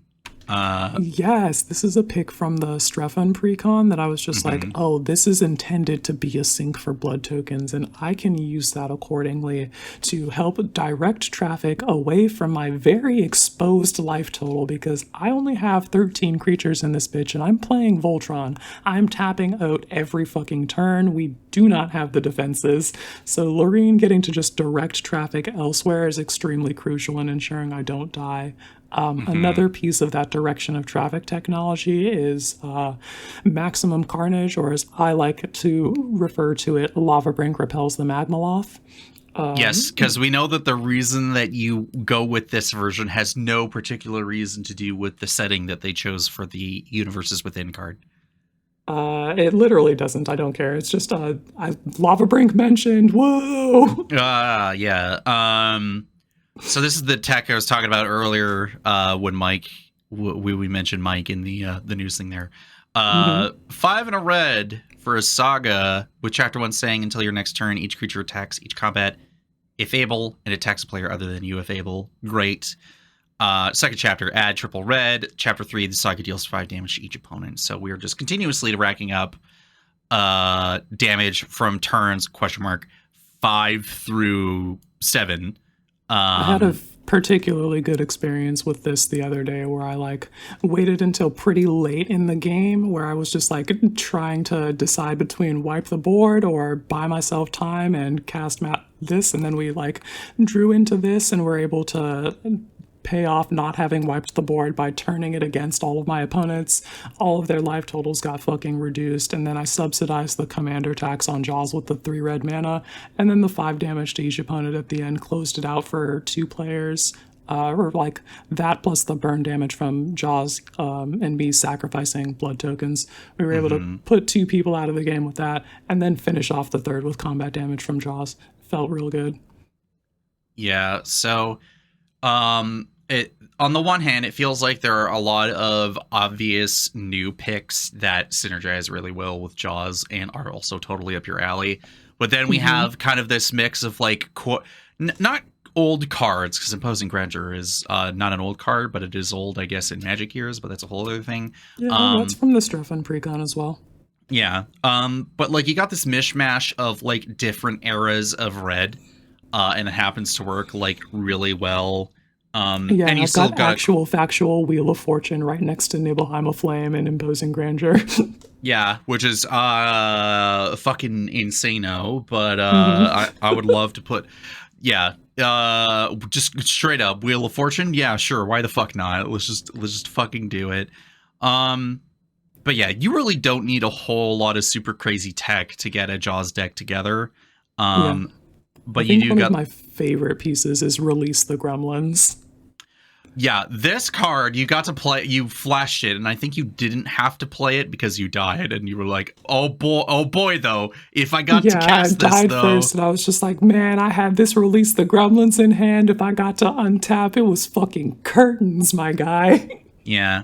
So good old double X in red for a sorcery that says destroy X target artifacts, create X 2/2 red gremlin creature tokens. I think that's so funny to just explode all of my blood tokens into gremlins and then have Jaws burn everybody out. It's just blood magic, it's powerful stuff. But yeah, don't be caught slipping against this fucking murder machine because you will just fucking die. Oh, I need to find a fancy way to refer to sharks so that I can make that the deck name. It's like the scientific word related to sharks, and then Sangromancy as in like blood magic. I don't know what the term is, but I believe in you. I'm sure you will. I'm sure you will find it, and it will be the new title of the deck, and it'll be very funny. I'm actually curious what the term is now. Are we both looking? Are you looking? Yeah, I'm being extremely fucking nerdy. Sela. Oh, what the fuck is this? Selachian? No. You know what? Yeah, we'll have to do additional research. I'll come back with the deck title later. Don't worry about it. It's going to be very cool when I land it. How about we just go Sharknado Sangromancy, and we're good. See, that doesn't hit as hard, though, is the problem. Yeah. Anyway, I love how you still have Voracious Great Shark on here on your sideboard because they finally uploaded the Jaws card onto Voxfield. I have the Voracious Great Shark, and this is the deck image because I think that it fits better like in that frame than the actual Jaws card art. Jaws is a borderless full art like movie poster treatment type card. And it doesn't map 1-to-1 to the usual crops that we do for this kind of thing. Yeah, I hear ya. You'd probably just get like the nose point and the eyes, or like the teeth and like and that's it. So I can definitely see why this works out better. Good deck, spooky deck. Yeah, I'm looking forward to playing some more of that. I had a lot of fucking fun. Yeah. All right. Is it my turn? What you got for me? Is it my turn? All right, it's my turn. All right. So, fucking Brandon, this fucking guy, I tell you. So, as we all know, and to the avid, really close listeners know, I have a love-hate relationship with Brandon, the producer, over on MTG Lexicon. This man has been hounding us. Quinn's like, actually, I would also like to play really nasty, rude cards. And I said, no, this isn't about you. This is about me, Brandon. You're all like, fucking Brandon's forcing us to play rude magic. And I'm just like, this whole thing came about because I literally posted a rude deck and was like, I would like to play this. Yeah. So anyway, so Brandon's like, hey, let's do some sicko mode magic. And I'm like, what does that mean? And everyone's like, what does this mean? He's like, well, we should play some nasty stuff. And everyone's like, what? I'm like, he wants us to play rude fuck off magic as he wants to do because he's a fucking gremlin. He can't help himself. And he wants to drag everyone into his own crab bucket. So you're like, fine, I'm going to take Hilda of the Icy Crown off the shelf and finally play this fucking deck, and nothing happened. Or at least a certain number of things did not happen the way I wanted it to work out, unfortunately. But let's talk about the deck, and not what it didn't do, but let's talk about what it did do and why I like playing it. So, once upon a time, I got to play Gadwick the Wizened on a game with Davey F. Jones years ago. And the particular video actually got up onto the Neo Royal House of Pricey Cardboard channel, where I Frost Titaned and Gadwicked all over Davey's board state, and she told me to fucking die. And Understandable. I felt so powerful. It felt very cool because I was kind of playing this stupid. It was basically a mono blue mid range deck. I was laying down the beats. I was throwing down Frost Titan and Icefall Regent and Niblis of Frost and Gadwick, and I was like, cool, tap all your stuff, turn these creatures sideways. I promise it's not a control deck, but it's actually a control deck. But I'm beating you in the face, so therefore it's good. I promise it's not a control deck. I actually want to kill you. Yeah, this is what the deck's built to do. So then, not Shadows over Innistrad, Crimson Vow and everything came out. And in that command list, or like the commander card side of things, we got the partners with Rhoda Geist Rhoda Avenger and Timon Youthful Geist, which became the 2.0 version, as I was like, I guess I need like an Azorius deck or something. So Rhoda would be the Vigilant, become big when creatures become tapped from your opponent's side, and it wasn't declared as an attacker. I'm like, yeah. And then every combat, I would use Timon to just tap down miscellaneous things, be like, oh, you tap down that big thing. And they're like, no, my blocker. Wah. This is the crowd control plus DPS game plan. Yeah, exactly. And then we got to Wild Zavel Drain, and Sheree of Numbing Depths and Hilda of the Icy Crown came out, and I looked between the two of them, and I'm like, well, I am no longer the uncommon commander guy, so Sheree might not be the one to be putting into the command zone, despite it being far more reasonable and far less loud than putting Rhoda and Timon in the command zone. But then I'm like, we'll just compromise and put Hilda of the Icy Crown in here. So for those who know, but this is more for those who don't, 2 white and a blue for Human Warlock. That's a 3/4 that says whenever you tap an untapped creature an opponent controls, you may pay 1. When you do, choose one of the following: create a 4/4 white and blue elemental creature token, put a +1 counter on each creature you control, or scry 2, then draw a card. I genuinely like to see Hilda of the Icy Crown if you're going to do the tap down game plan, because she's got the beat your fucking ass clause right there in lines 2 and 3 of her ability. You're like, yeah, you can do the last one, but when it's time to get to it, Hilda comes with the beats. Now let's talk about why I'm so interested in tapping creatures down mechanically. Like, what is going on here? Why have I talked and espoused about Frost Titan for years, and everyone's like, haha, Cole's actually secretly a control player? Yeah, what's your fucking deal with tapping and freezing shit? How did we get to this point? Because you see, Quinn, if I can play creatures, no one can use theirs. That you could get your creature out, but that's about as much as you got going on. I don't know exactly. So it makes you feel powerful when you remove that agency from people. Yes. There is a certain level of agency taking away that, obviously, on the one hand, if I'm on the receiving end of it, it's a real fucking bummer. And that's why, like, Blind Obedience and Erebras the Hidden and fuck, why am I Thalia, Heretic Cathar Oh, is dude, like, I should totally play Urabrask the Hidden in Jaws. Just make clear the fucking way. Get these blockers tapped. yeah, come on, fuck, I love it. Hey, I gotta, Urabrask constantly goes in and out of decks, of my red decks. But the point I'm trying to get to is that outside of the freezing part, which I know is can be a really big, annoying, big deal. Once you get like Icefall Regions and Nibblus of Frost and all this other shit, where it's like, okay, Start freeze tapping it shit down and and or doesn't untap. yeah. But the thing is that like I'm very much an aggro player. If I can tie that effect to a creature, all the better. And if I can tap your creatures down so I can have my freezing creatures go fucking hog wild, all the better. But then we get into like the white part of things where you still have stuff like with Gazzerai Monk of like, okay, I can flash this in at the end of the person's turn just before mine. And then that way I can clear the board for everyone. And then depending on the turn order, the upcoming players can turn to each other and be like, well, you're open, so I can attack you. So there's a bit of like psychological warfare or whatever you want to call it in there.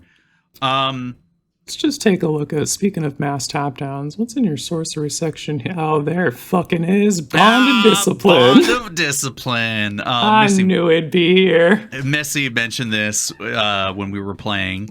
But let's talk about Bond of Discipline. 4 and a white for a sorcery. Tap all creatures your opponents control. Creatures you control gain lifelink until end turn. That's all you need. This shit is an extra turn, basically.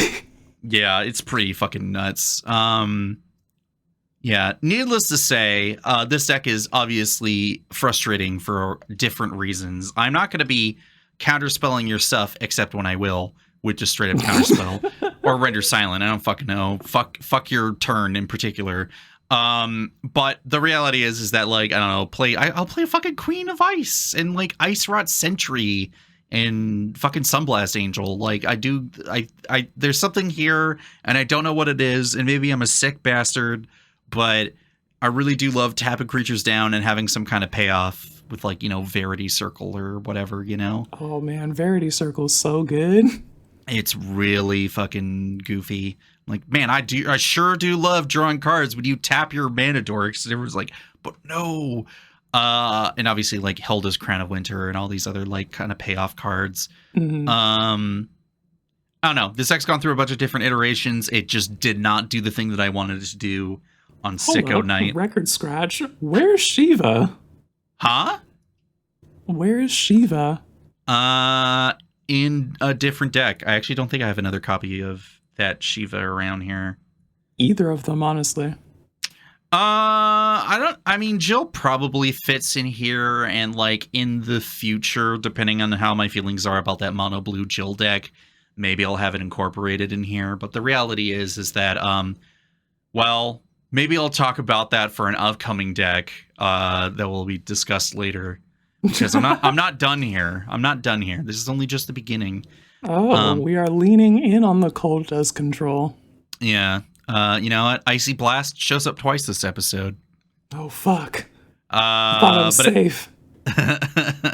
But anyway, yeah. So the Sicko Stream game happened.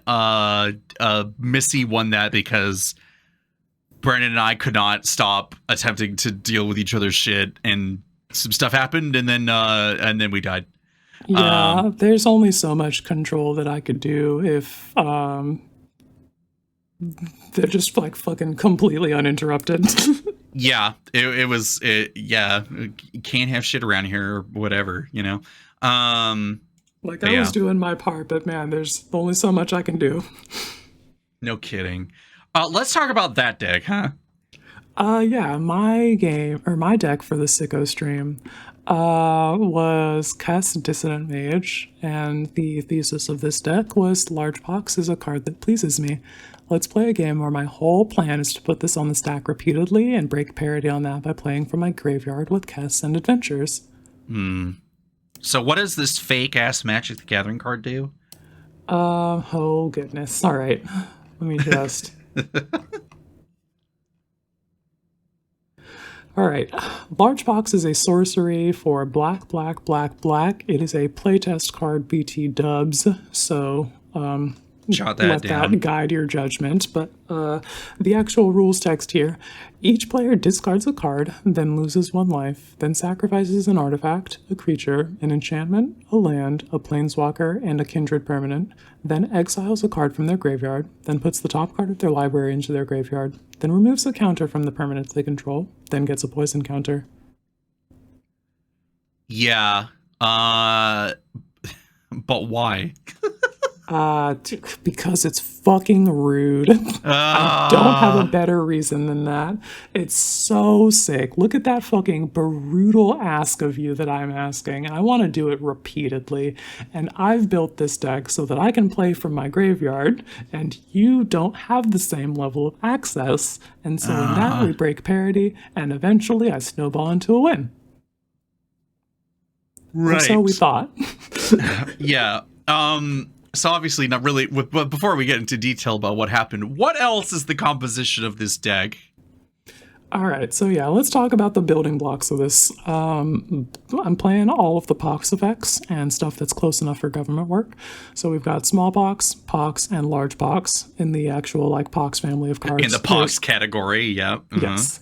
There's also Wrangle's Prank and Invoke Despair and Undercity Plague. The last 2 are pretty targeted versions of that sort of thing, but they still have the same like pox sort of vibes in the level of I'm asking you to sacrifice this many things. Another card that I would like to add to this is Fraying Omnipotence. It's a sorcery. Yeah, from M19 with a bolus on the art, losing his power after the mending. Each player loses half their life, then discards half the cards in their hand, then sacrifices half the creatures they control, round up each time. Like, that's giving pox. So we want to get that in there. Whoops. I have a fraying insanity somewhere in my, or fraying omnipotence is somewhere in my collection. I just don't know where it is, and it's in foil for one of those rude days.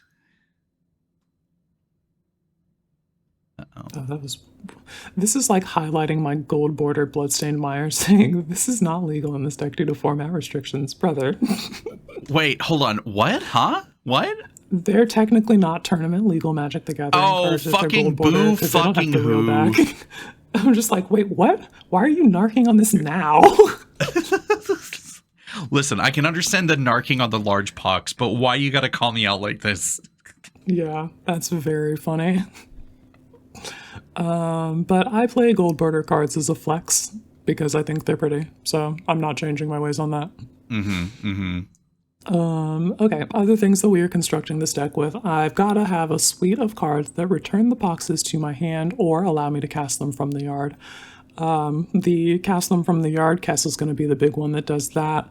But we've also got Aquatic Alchemist to put that on top of my library, the Archaeomancer and Ardent Elementalist to put it back in my hand, as well as Pinnacle Monk to do that and also be a land occasionally, and summon Esper Valagarmanda to be the most fucked up Sisay's Ring that's allowed to beat your ass, and also put those instants and sorceries back where I can use them.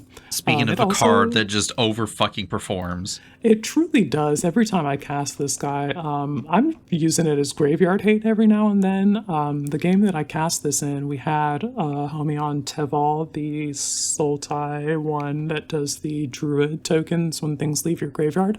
Yeah. And they had a Splendid Reclamation in the graveyard. And we cast the summon Esper Valagarmanda. Got rid of that right away. Chapter 1, I zeroed in on that Splendid Rec, ate that, and we had zero intention of casting it. I literally just did not want that in a spot where the other mage could access it. And I was correct. They had like 5 other different Splendid Reclamation effects, but still, you gotta put that speed bump in there where you can.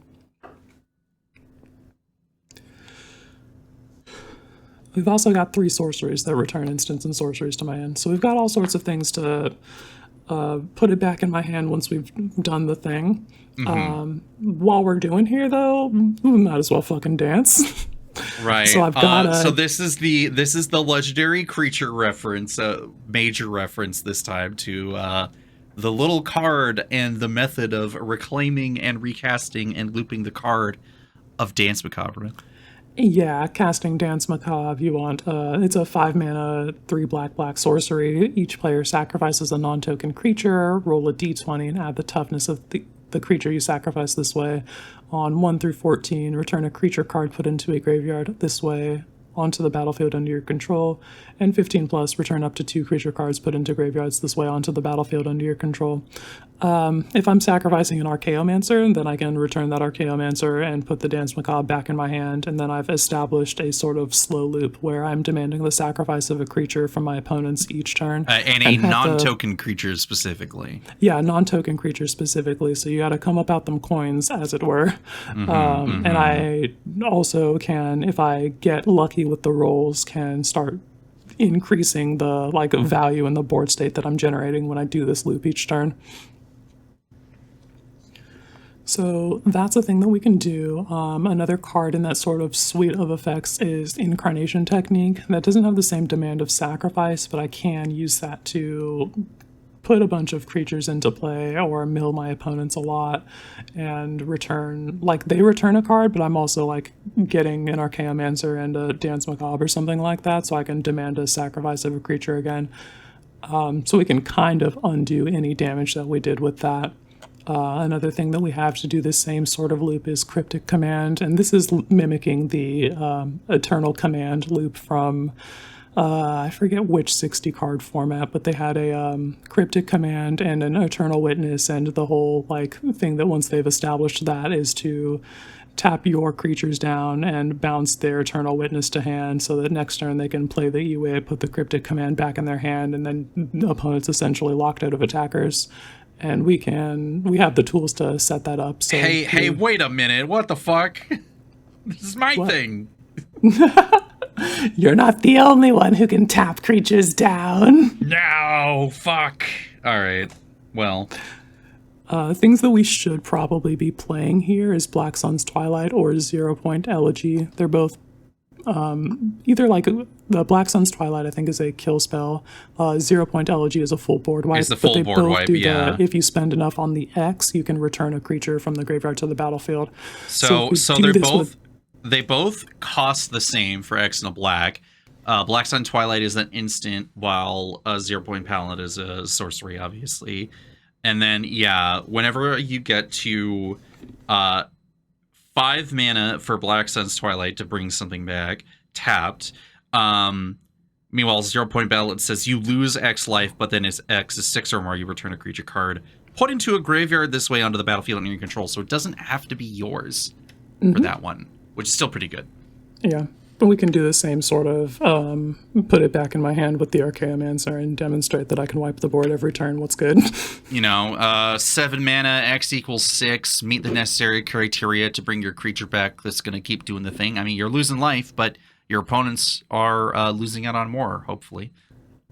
Yeah, it is going to cost quite a bit, so I've got to find a way to ensure that we can stabilize once we've established that sort of, air quotes, lock, and I'm sure we've got something in here. We'll figure it out. Speaking of win conditions, so we're on the Burn Them Out game plan, we're on the Undo Their Efforts game plan, and the Straight Up Beatdown game plan.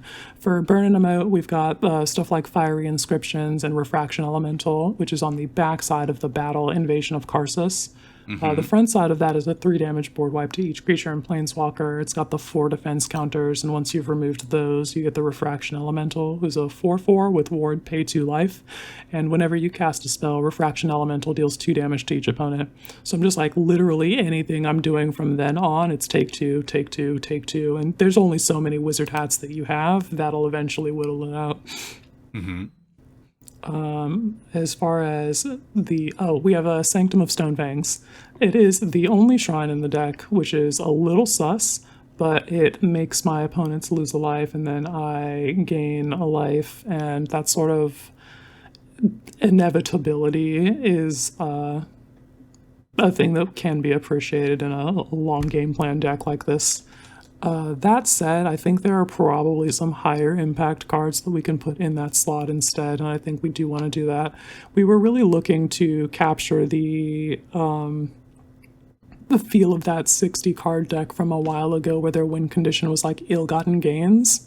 Mm-hmm. It just like deals 1 damage to them on your upkeep every turn. And we maybe can't be playing like it's 2012 or whatever the year that was an actual viable deck. Back in my day, when Commander games would go on for 20 turns, it would be viable win con. But now, yeah, it's a viable win con if you can drag everybody into a 20-turn game. But I just think that threats are too efficient to be able to do that these days without devoting quite a bit more than I want to removal, or like I would have basically no room for anything but removal and win conditions, and that isn't quite the experience I'm looking for. Yeah, you do need to up the clock a little bit more. Yeah, so we're probably going to find something else to swap that with. I'm not sure exactly what. It might be like free interaction to protect my game plan better, or one of the other cards that I've got in here. I noticed that in terms of adventures, I missed Illithid Harvester and Swordcoast Serpent, both of which I think would be extremely effective in this deck at removing permanents and then giving me a thing that I can use and to help giving you win a the body. game. Yeah. We're on all of these creatures that have adventures on them in the deck because when I sacrifice them to Pox or to like large Pox or whatever, I can, using Kess's ability, cast the instant or sorcery half from the graveyard and send it into adventure exile instead of flashback exile, and then I can cast the creature from the adventure. And using that sort of sneaky. Wow, look at you. Yeah, using that workaround, we can establish board states in situations where that would be very difficult to. So yeah, we do that, and that is contributing to our ultimate game plan of beating you the fuck down. We have adventure creature Cruel Somnophage, whose power and toughness are equal to the number of cards in all graveyards. It has an adventure that makes target player mill 4 cards, but that kind of doesn't matter. We're going to get where we are going without casting that, probably. I think this is mainly here to be a Lurgoyf, basically. Yeah, just a big body go. It's a Lurgoyf that I can cast from my graveyard with cast, basically. Yeah. We also have Archon of Cruelty, who is a big control win condition. I swear this card, I don't know what's with you in this card. I mean, I know what's with you in this card. I know. What's with me in this card is it fucking rips. You know what? I still don't have one because I was really hoping to get one for Ishin before I ended up taking that deck apart and making it the cooler Obosh edit. Yeah, exactly. Which, I got to go back to that one, but that's a whole other thing. But yeah, Archon of Cruelty can be really backbreaking depending on how many you get. And I loved how Brandon was like, had us all be like, wait, what, for a second, until he realized he wasn't kicking that right of replication, because we would have been like, oh, fuck. Yeah, he had a right of replication pointed at my Archon of Cruelty, and it was just like, oh, fuck, weird. Are we good to move on? And he's like, it's only one. Actually, You're a like, single target, not the full kicked right of replication, which would be a game ender. Yeah. Damn, clones got hands. They really do, and they just printed a new one in the Final Fantasy scene boxes that can be cast with Flash if you target a thing that you control, and otherwise you can target permanent. You can get a copy of for 4 mana, like the 2 and a blue usual clone cost. Yeah, the clone cost, yeah. Flash Photography, that's the name of the card. It also has flashback, of course. Yeah, I'd expect That's nothing cute. less. Final Fantasy 15, let's go. Yeah. So yeah, I think I want to get that card in here, maybe. That could help. Like, I'm casting spells from my graveyard, and I can just either copy one of my bombs or copy my I opponent's honestly bombs. think if the main game plan, like, that's the, like, hey, if you want to copy someone else's thing, that's all fine and dandy. But I think get, like, Cackling Counterpart and the, what's the other one? Self-Reflection? 6 mana, but it also has flashback. Just copy your Ardent Elementalist, copy Pinnacle Monk, like you could do it at instant speed too. Oh yeah, I could instant speed copy a Pinnacle Monk and then put the spell back in my hand with the UTB ability. There you go. See, yeah. There's We'll think about options. that. I think There's there's something there with these clones, or clone spells rather. So yeah, gameplay experience, now that we've got the rough structure of the deck down, we were effective at controlling threats for a bit, but ultimately we did indeed get Sultai valued on. Fucking dude, I don't know what I'm supposed to do to get my arms around that. Well, unfortunately, again, if El Senor Brandino over in the fucking corner did his own thing and didn't fuck me over. Yeah, his game plan is putting the curse on somebody and then stacking curses on them, and he just chose the wrong person at the beginning of the game, basically, and you don't know that you're making that mistake until it's too late. Yeah, it's... Regardless, fucking Simic bullshit plus black. Yeah. Yeah. I guess I could like move faster and find my pox effects and then use those to get their legs out from under them before they have the chance to get up to full speed.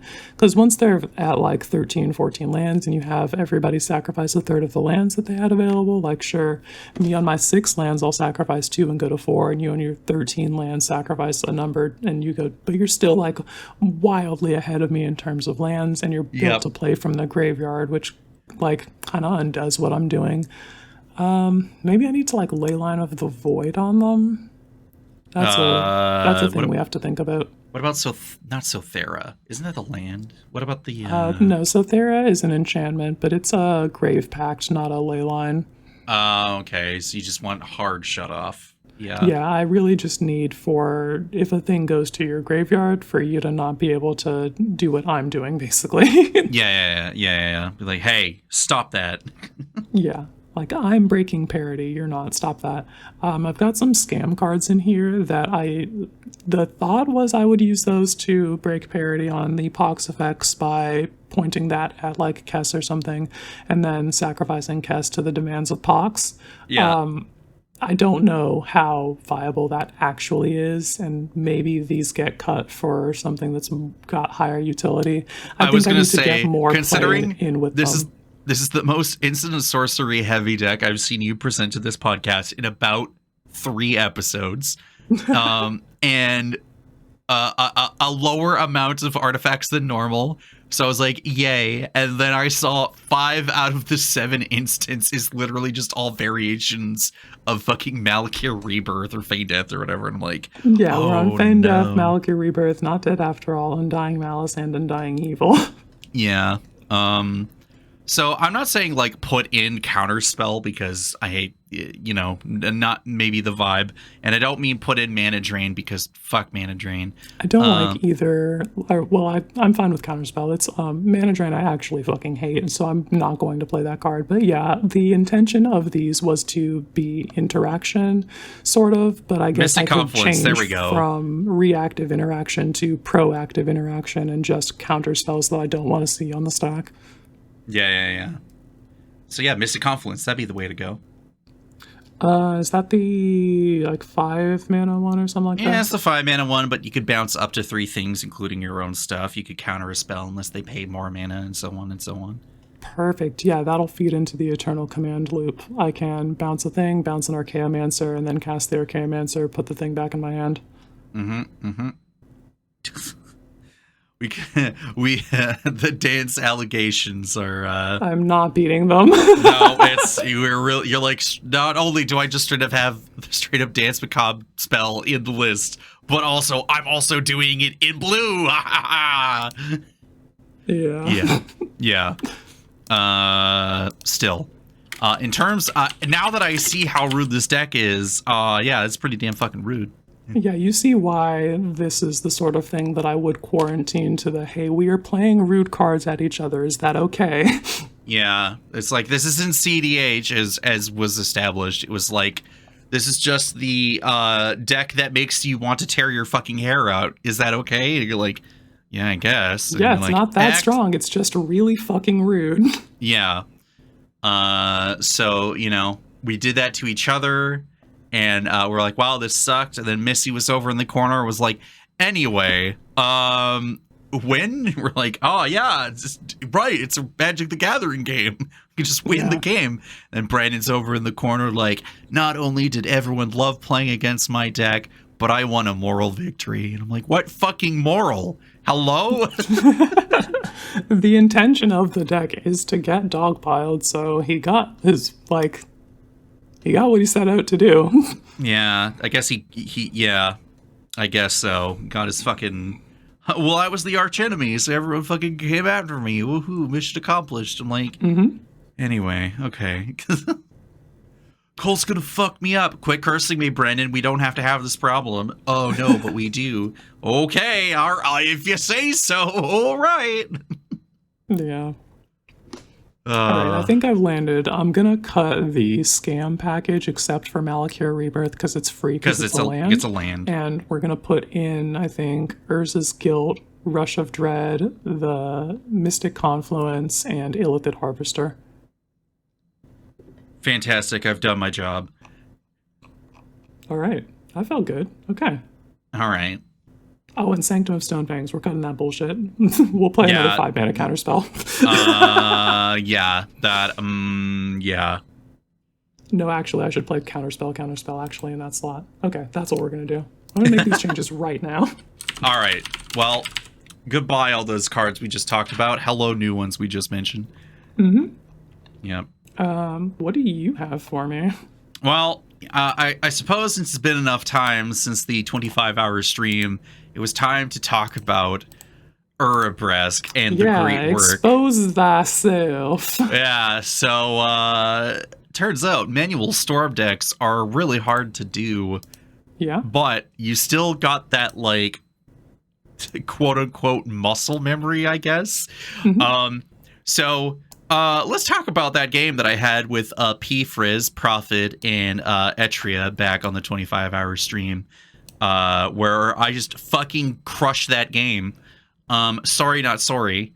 Let's talk about Urabresk and the Great Work for a second here, because it's been a while, and I love this deck. And it's been a while. It's been a while.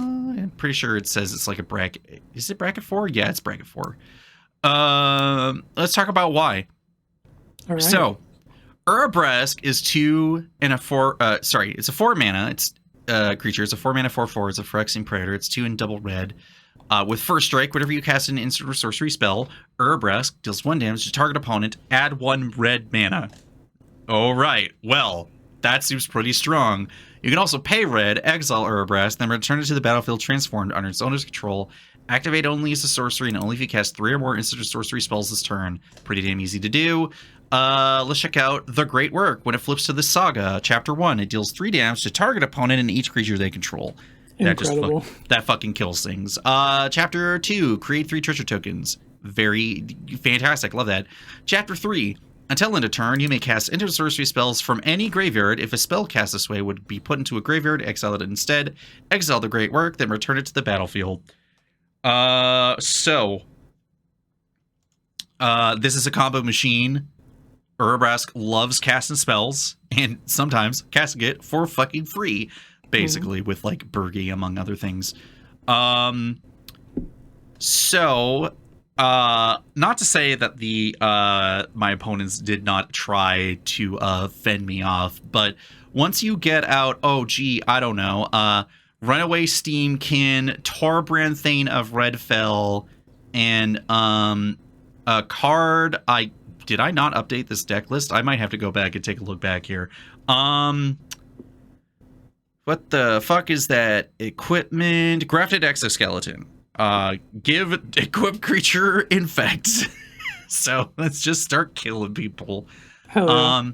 So I entered a fugue state, manually stormed off.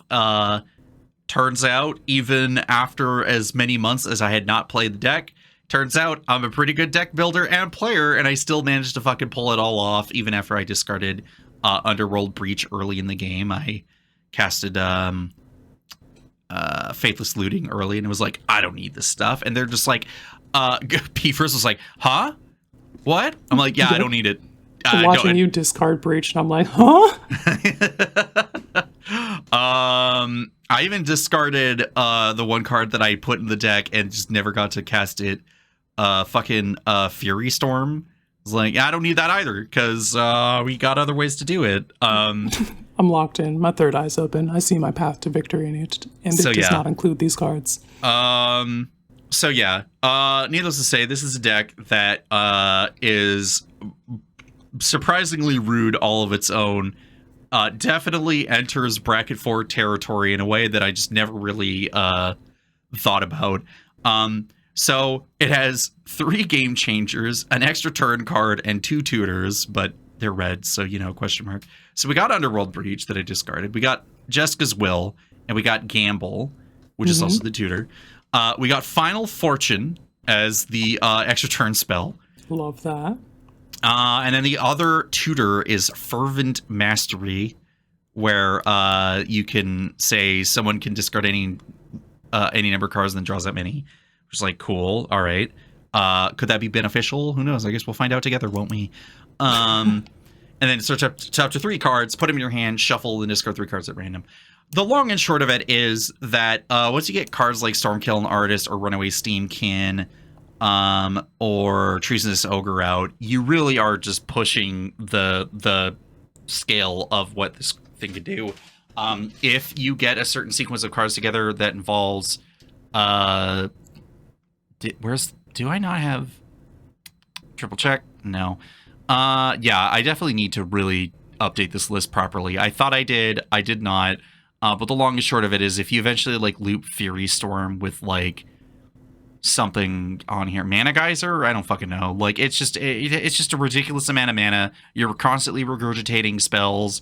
Urabrask is there to witness everything, dealing 1 damage and adding mana and just basically discounting everything. And then you start adding other creatures like getting out a Gutter Sniper Firebrand Archer to go along with Torbrand. And you're just fucking going insano mode. Oh, you know what? Hold on. Was it? Fuck. I really can't remember because I knew there was a combo in here and I just don't know it off the top of my head. I guess maybe it's not that big of a deal. But now I just remember that you can loop You've Been Caught Stealing by doing something. But essentially you just start discounting mana so heavily off You've Been Caught Stealing and looping it that you're cool, now I have infinite mana, and why don't I have I don't know how you can do it without Breach, but absolutely, You've Been Caught Stealing. I think it was Breach and some other shit. I don't know. This is with this Breach is and the way to put more cards in your graveyard, that ends the game. If I really did lean on this deck even more and got some extra components, it could probably be a CADH deck. It's probably the closest thing I got to it. But it's just the most pushed mono red deck I got on the shelf. When it came out, when that Urabrask came out, I'm I gotta do it justice. This is the best Urabrask has ever fucking looked. Let me just hold on. Who's this artist? Kekai Kataki? Fucking look at that black and white. Who did the oil slick treatment for Urabrask? Yeah, looks fucking sick. Dark steel body complementary, looking fucking awesome. Homie's never looked better. Yeah, get in the extra Urabrask there just to be yeah, we're part of the squad. Bro, they are not. Why are they here? They are not. The bro thinks he's part of the team. They're just not a completely different level. One of the things that I always wanted to do was eventually make 3 Urabrask decks to be this is the Urabrask deck, and this is the Heretic Praetor deck, and this is the Hidden deck, and they can each do their own specific thing. But I did settle. They want you to be playing different kinds of red. Yeah, so this is fully very much I'm on my bullshit maximum power red deck.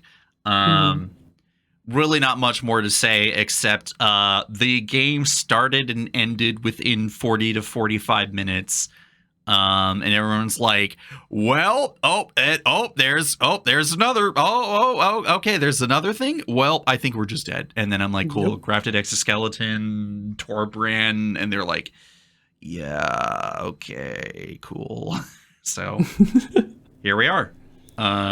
This deck on occasion when it's appropriate for the situation. Hell yeah, Manual Storm can be fun in the right contexts. Yeah. I think I remember before I did any updates, and I still need to properly update the deck, to properly reflect where it's at now. But manual storm does feel much more rewarding than being like, cool, I found the combo, die. Just not quite the vibe I'm going for. Mm-hmm. Anyway, more on some of that maybe another time. You got a fucking Spider-Man deck? Yeah, about that. I have been drafting on MTGO, as I'm wont to do with the play points that I get for lurking in places. Yeah. And so, yeah, we put those towards the draft of, on MTGO, it's through the Omen Path, so those are the names that I have committed to memory. So yeah, we played that and opened some commanders that were appealing to build around, I guess. And so we're doing that. In this case, it was the 5-color Spider-Man, Scions of the Spider. And this goofy, joyous-looking guy. Yeah, it's a 5/5 for Wooburg with flying, first strike, trample, lifelink, and haste. And at the beginning of combat on your turn, other spiders you control get flying, first strike, trample, lifelink, and haste until end of turn. So this guy comes down, can immediately get to swinging with lifelink and trample and a bunch of other sick-ass keywords, and turns all of your other spiders into the same level of yoked with the keywords. It's incredible for stabilizing your life total in a late game, like, typo combat deck. Very strong card. You just have to be playing spiders to do it, which is a lot better now than it was, but it's still a very bracket 2 strategy. Unfortunately, it's the best it's ever been, but it's come with some extra baggage. Yeah. So construction of the deck is literally just all of the spider cards that I open that said spiders on them, or mention spiders in the rules text. And we also put a roaming throne in there because we're on MTGO and you need to on that metagame. Yep, yeah. And we've got a couple of the other bigger spiders that are like rare and mythic rare. The like good ones, air quotes. Yeah. So yeah, we've got like Sweet Gum Recluse from the, I think, Commander Precons where that first showed up or something like that. Sweet Gum. Commander Legends is where that first came from. Goodness. Yeah. All right. Anyway, so yeah, the spider with Cascade that puts 3+1/+1 counters on each of any number of target creatures that entered the battlefield this turn. Just like extra value off of that guy is nice. I put Shelob in here, Child of Ungoliant, because the Death Touch and Ward 2 and other spiders you control of Death Touch and Ward 2 pairs incredibly well with my checks notes. First Strike and Trample, wow. Yeah, so that'll play really well together. Pretty good. We've got Hatchery Spider, which isn't as good in this deck if you're not like leaning very far into being a graveyard deck. I'm not. This is just a like mid-range typo combat deck. So this is an extremely mid card, but you still, like, creatures be dying, things be ending up in the graveyard, so it's not nothing to cast this. And when you cast the spell, you reveal the top X cards of your library, where X is the number of creature cards in your graveyard. You may put a green permanent with converted mana cost X or less from among them onto the battlefield, put the rest on the bottom of your library in a random order. So if we get there, we get there, and if we don't, then 5/7 with reach. Still pretty good. Mm-hmm. We've got Ishkanah, Graph Widow, of course, the Spider Queen herself, and then Rot Widow Pack, the Spider Win condition from the first Modern Horizon set. You spend 3, a black and a green, and exile a creature card from your graveyard to create a 1/2 green spider creature token with reach. Then each opponent loses 1 life for each spider you control. Once I've stacked up enough, then we can like push that button and start doing like 5-6 damage to our opponents, which is worthwhile. Ishkanah has a similar button that has target opponent lose 1 life for each spider you control, but it costs 7 fucking mana to activate. It's not nearly as efficient. I really think that the Raw Widow pack was created to like, they were looking at that Ishkanah ability and were like, we gotta not do good. better. This is, I mean, that is the thing about the endless power creep of Magic the Gathering, as well as like having, God, I can only imagine what the difference between, Shadows this is Eldritch Moon. Yeah. She was one of the first rares I opened, or mythics I opened. Mythics, actually. yeah. And then like, what's the difference between like Modern Horizons 2 or Modern Masters or whatever? The first Modern Horizons. Yeah, so like, I don't know, what was that, like a couple years at least or whatever? And they're like, just like, God damn, this fucking spider sucks, but it could be better. And then they're like, but we can't have it go in the command zone because that would be really fucked up. So we'll just make Rot Widow pack, which like, I find it hilarious that Golgari now has 2 different typal cards that drain opponents of life that are also creatures of that type. So we got Rot Widow pack for spiders, and then we got that fucking something shaman for elves, where it's just like when it enters, someone loses life equal to the number of elves that you have under your control. You're like, oh, cool, because elves needed that too. My God. Yeah. Ridiculous. Oh, it's not even that fucking shaman. Fucking Lathrill's basically the same thing. Oh, Lathril. Yeah, okay. Well, and then you have Lathril in the command zone, and that's still like somewhat fucking better. What the fuck? What is this?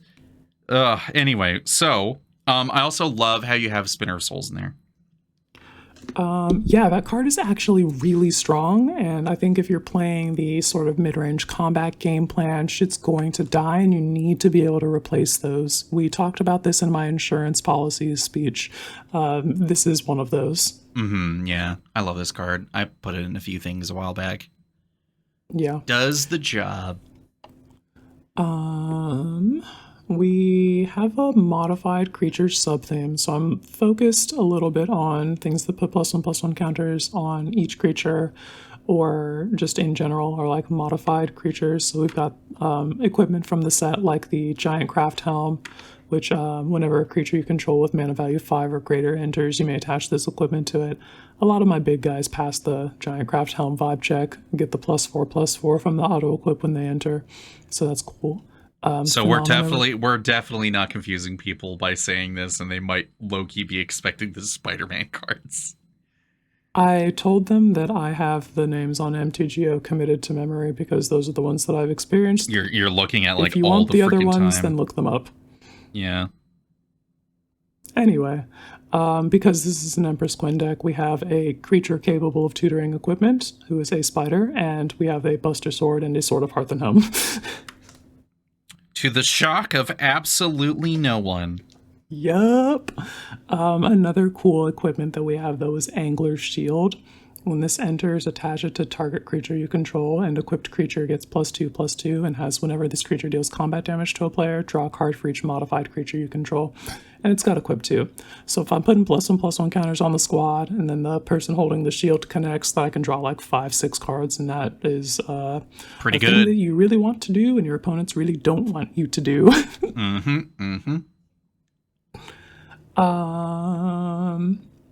I think some of the most important and impactful Spider-Man from the Spider-Man set are the green-white creatures of Alessos and Pros, Acrobats, who, whenever you cast a creature spell, you put a +1/+1 counter on target creature you control. It gains flying until end of turn. This shit puts people in the fucking dirt. It's really strong. I remember when that got previewed, and everyone's like, "Wait a minute, this is fucking good. This is really good." Is this good, actually? Yes, it is good. And you can cast it for 3 mana with the in-web cost, so you just like return a tapped creature to your hand and then spend 1 a green and a white, and you can cast this for that. This effect for 3 mana feels so busted. Yep. Also, Uncommon Legend. Let's fucking go. Yeah, there's a lot of power. Say what you will. Whether it's the in-universe or Marvel Spider-Man version or whatever. But the set overall, kind of a bit of a stinker. Look a little bit closer here and there, and you're like, actually, there's a lot of really like synergistic pieces here and there. This is pretty fucked up. I'm not participating in a set overall, kind of a bit of a stinker rhetoric. Okay, I'll continue to do it myself. I'm Empress Quinn, and I do not endorse that message. Empress Quinn here. I'll continue to drink from the trough. Yeah, I don't know. I like the cards. I'm having fun drafting the set. What do you want from me? No, Quinn, you must join in the discourse. You must. This other green-white spider, a Lenny Brood Recruiter, they're the rare from, I guess, the same cycle. They also have Inweb for the same 1 a green and a white, but this one, whenever you cast a creature spell, you make a 1/1 white. 1/1 green and white human citizen creature token. You can also spend 3 a green and a white, and creatures you control get +2/+2 and gain vigilance until end of turn. Which So is if you really needed fucking a- strong. Yeah, if you needed a Crater Hoof, there you fucking go. I got the button right there on the creature. My other Crater Hoof is going to be Karen, Undercity Dreamer. When this guy enters, you put a +1/+1 counter on each of up to 2 creatures, and you can spend 3 in Naya to transform Kren, activate only as a sorcery, or you can cast it straight up for the 3 in Naya as Kren of the Spider Brood, who has First Strike and Haste, and you can spend 2 generic mana to put a +1/+1 counter on him. He gains Hexproof and becomes colorless until end of turn. Whenever you attack, double the number of each kind of counter on each spider and legendary creature you control. This shit says you win the fucking game, dude. Yeah, if your commander isn't already doing that by itself, like this is the other components of the deck are also doing the work. I played a game on MTGO where somebody was a uniquely rude bitch, actually. They came in with the Lavinia of the 10th or whatever. Who says you can't cast spells that are of a greater mana value than the lands you control or something like that. The girlie who's like, no ramp and shit enters tapped or something like that. So they're very loud about, I would like to be the control/stacks mage this game, please. And they lived up to that, playing Doorkeeper Thrall to turn off the ETB abilities of creatures, and then just kept playing O-rings and pacifisms and So boring as hell magic. Got it. yes, but then they got down to 0 cards in hand and were not able to stabilize with a card advantage engine or a life gain to offset the fact that we are beating them the fuck up for being annoying. So they just fucking died. And the thing that actually, I bring this up is because they cast Nevermore and named my commander, so I couldn't cast the Scions of the Earth Spider. So I'm like, all right, backup plan. Kren, what you got for me? How about death on your opponents? Whoa, Yeah, it's so spiders sick. upon ye. The activated ability on Kren actually came in clutch. I have in a couple of cases in both limited and constructed been like, here's my bomb. Them, I would like to target your bomb with removal. Me, I would like to give my bomb hexproof. Please fuck off. Yeah, please, do not touch me. Do not interact with me. The colorless part is so interesting. I get why, but Yeah. I'm like, when does that come up? How does that come up? You know, like someone's It like, I'm gonna comes up cast. if you're playing the modular creatures deck or the robots deck, and if you've got all of those hacks to spider or something. I was waiting that, for could like go the all will Bazinga. be dust, and you're like, yeah. In response, There Kren. is all is dust. Yeah, you can also play the what's that rock that gives things +2/+2 for being colorless? Colorless, Shrine of the Forsaken Monument. Yes, Forsaken Monument. Yeah, you can play that in here as tech. Fucking yeah, there's plenty of colorless creature tech that actually is relevant. Yeah. I don't have any of it in the deck because it's a one-off card. I'm not gonna Yeah. You're like, do I'm that, gonna fucking put that in there specifically for Kren. You're like, absolutely fucking not. Out of your Yeah, mind. no. Nombos so much with literally 99% of the deck. Yeah. We've got some basic card draw and interaction. We don't need to go over that. One of the ways that we can win the game, besides all of the other bullshit that we've mentioned, is this enchantment, Remarkable Readings. It's got enchant land, and when this aura enters, create 3 green and white human citizen creature tokens. They're 1/1s. And enchanted land has pay 1 and tap to give target creature +1/+1 until end of turn for each creature you control. Activate only as a sorcery. So I go pretty fucking wide in this deck, and if there's one creature who's got the evasive keywords and I haven't found the Scions or the Kren yet, then we can just slam this and say, this one guy is fuck huge now, die. Yeah. Just, all right. Fucking, we gotta end this game. Yeah. Bars close in 45 minutes. Oh, you blew up my Buster Sword? Death. You know what? Would not be the first time. Okay, so that's the like construction of the deck. We can talk about how this plays in gameplay now, besides the stuff that we've already gone over. Like we talked about, it's a typal go wide aggro deck with a modified creature sub theme. You know what that plays like. It doesn't super matter what the creature type is. Yeah. It's all going to be pretty similar, and like maybe there's some slight variations based on the flavor of that creature type. The flavor on here is, I guess, in web occasionally, and sometimes there's reach, but for the most part, it doesn't fucking matter. We're just getting in there with spiders. The other things that I'm experiencing, though, when I first put this together, when the set first came out, God, you cannot hop in the chat without people having fucking takes at you. Yeah, Quinn, unfortunately, you are like a slop enjoyer, and other people have. I've seen you share some of those screenshots of like the room names or like what. I'm like, fuck, you know what? How about no magic? How about log the fuck off and go experience nature? Like, relax. Yeah, some of those room names will be like, no this, no that, no that, no universes beyond commanders, no other stuff. And I'm just like, brother. But yeah, for this, with people at me, like having takes at me, I'm just like, brother, I'm literally just casting spiders here.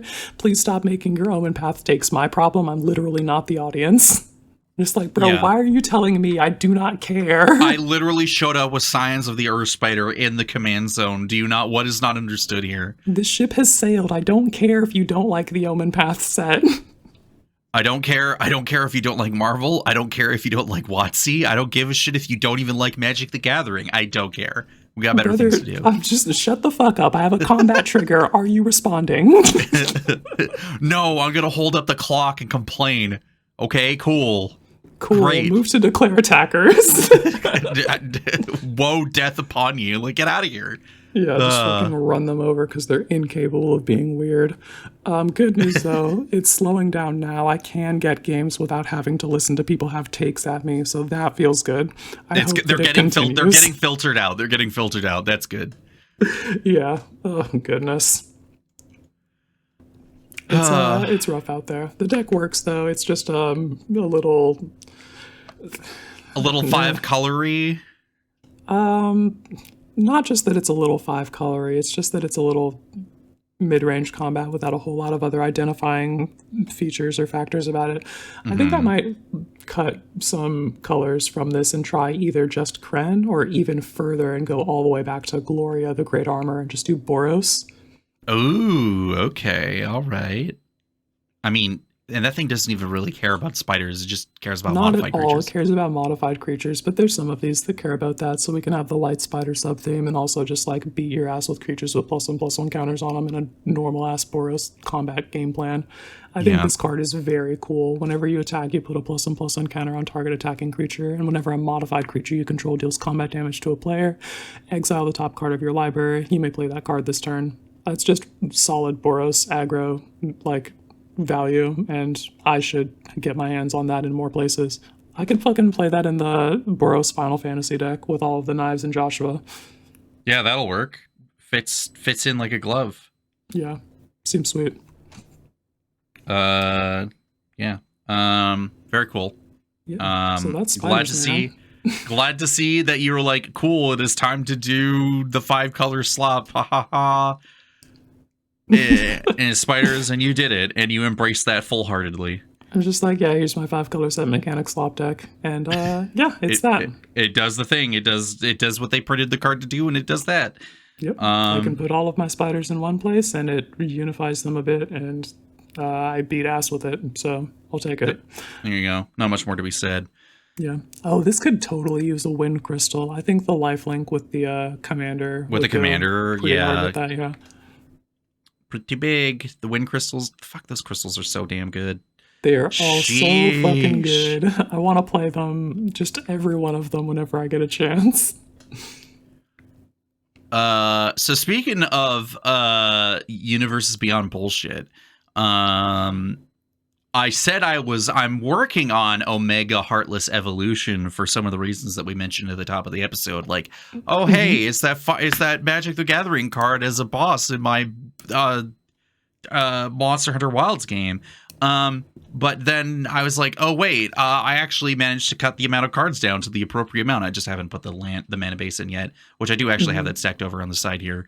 But I had enough time to put the 64 cards in the list here. So Omega you said, Omega Heartless in Evolution. the notes here that you were like maybe gonna have that list ready, so I'm glad to see that you actually were able to get the thing done. Okay, so hey, it's tapping stuff down again and putting sun counters on them. Whoop-de-fucking go off. So it's Simic bullshit time.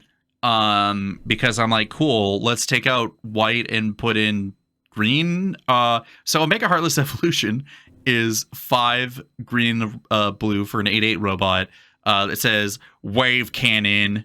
When Omega enters, for each opponent, tap up to 1 target non-land permanent that opponent controls. Put X stun counters on each of those permanents, and you gain X life for X of the number of non-basic lands you control. So not only am I freezing your stuff down, but I'm saying actually that thing in particular, fuck that thing. So yeah. Cool. So I'm running an above average amount of non-basics in the list. I was just about to ask what your game plan for my Sunspine links was, but then I saw you gain X life, where X is the number of non-basic lands you control, and I will fuck right off. Carry on. Yeah. So I don't know. You put the Sunspine links out, and I go, cool. It's a good thing I gained all that life before the Sunspine links came out. Like, cool story, babes. Flicker Omega. Yeah. So anyway, so that's Omega. What about the rest of the deck? So the mana base is going to be the mana base, and that'll be added to the list when we get there. But it's a control deck. Oh yeah. So we got Frost Titan, and we got Gadwick the Wizened, and we got Nezahal and My Disciple of the queen. Ring. Oh, Nezahal, I love you.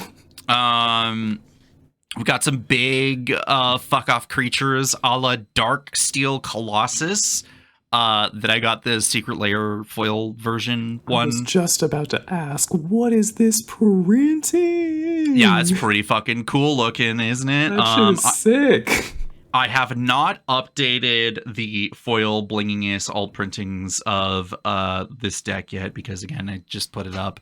But I basically want to be like, cool, am I going to do weird, dumb, stupid, Simic bullshit? I might as well put some big, dumb, stupid creatures in here on the top end while I'm on it. And I really wanted a reason to put more artifact creatures in here on the top end. So Darksteel Colossus felt like a no-brainer, considering I just grabbed that.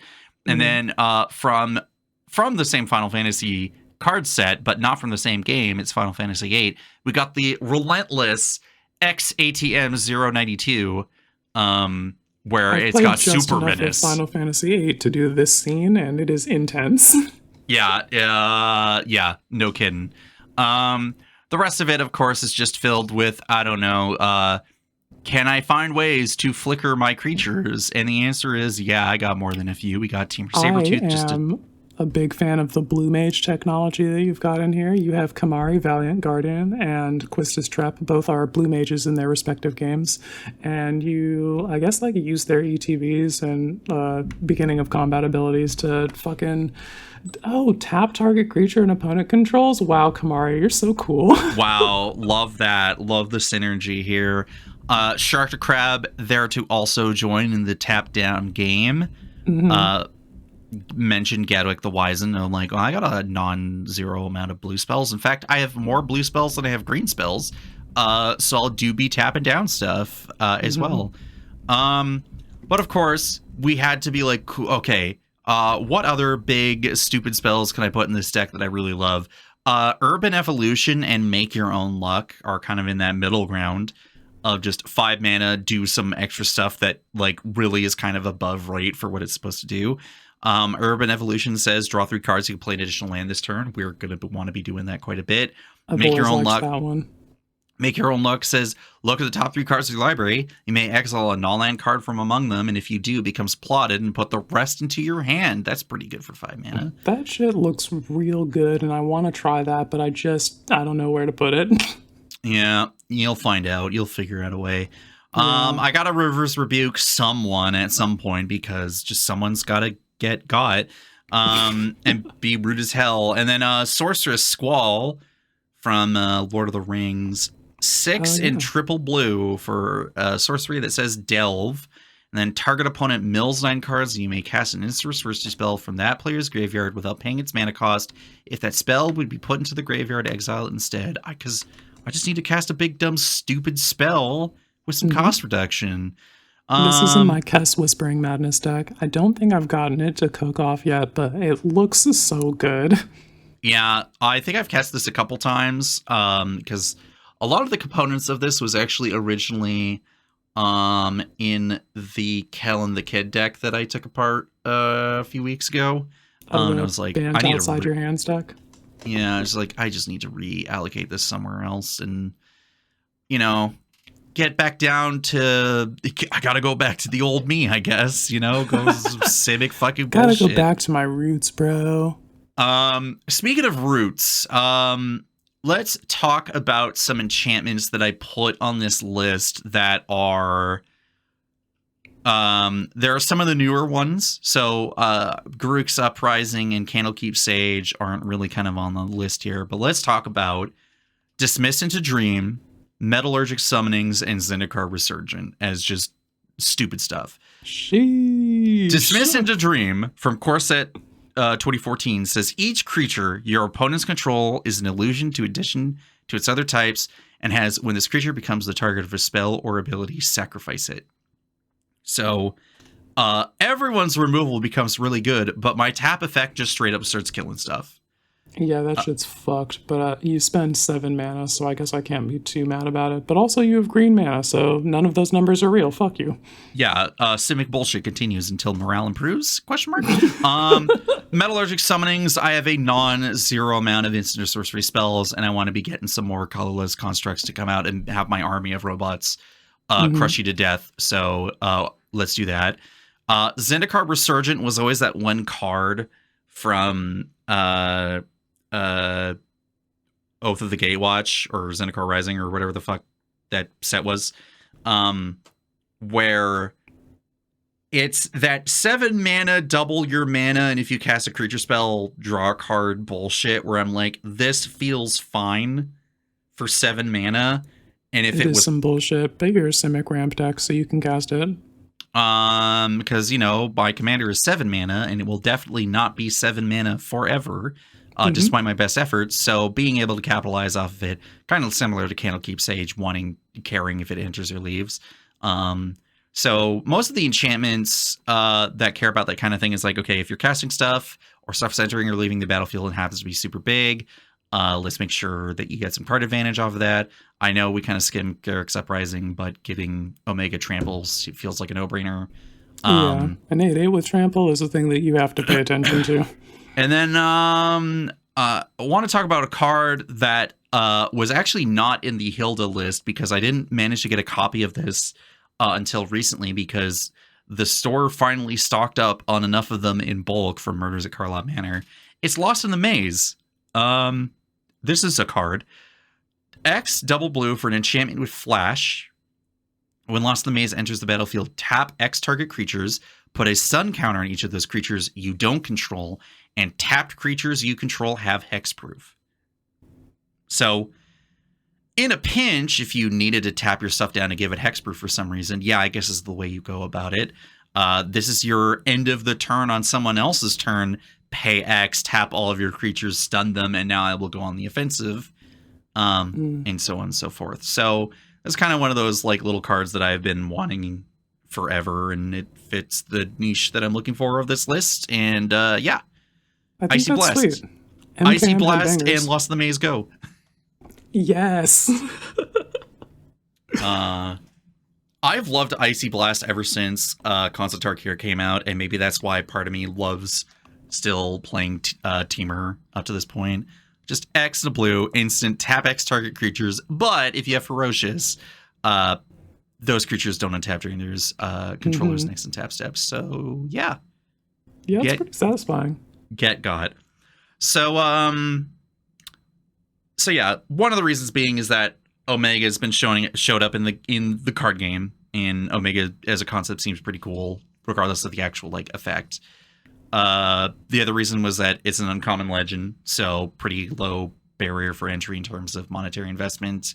Third reason, gotta return to the old me, gonna try some Simic bullshit out and see what my attitude is about it, and then probably inevitably, depending on what happens with this list, end up taking it apart, because this is kind of more of an experiment phase that I'm in for deck building. Because I realized that, let's see here, decks I built within the last little bit have been Shiko, Dion, Clive, Sephiroth, Squall, and Captain Howler, I want to say.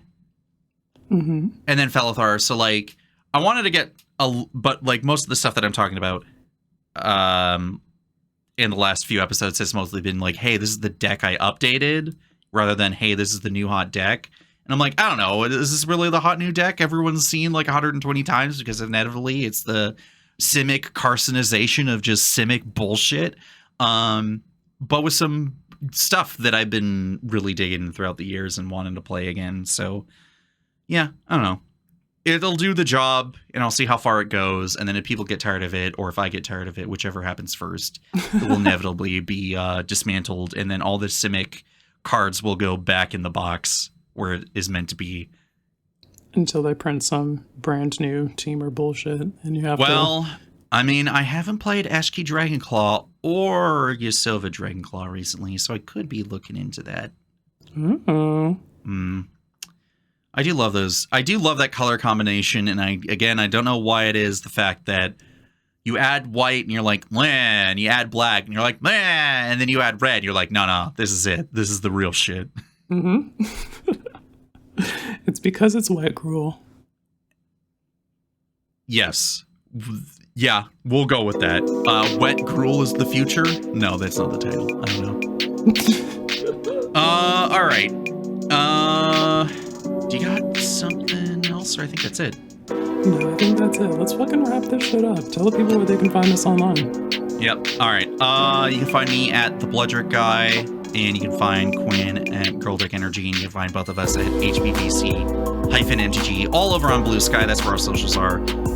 Go check out the MTG Lexicon Discord, the Die Bar BDH. That's where we're usually hanging out, talking it up in the Heroes Blade 5 Check channel, or streaming on Saturdays. And get the word out. Hey, we're having a good time. We're hoping you're having a good time, and maybe let other people know that you're having a good time, and maybe they'll listen to us too. Who knows? Anyway, that's it for this episode. I hope you enjoyed the new bit that we had at the head of the episode. We might be trying that again and see what happens. Yeah, it's a good time. All right, let's get the fuck out of here. Later, gamer.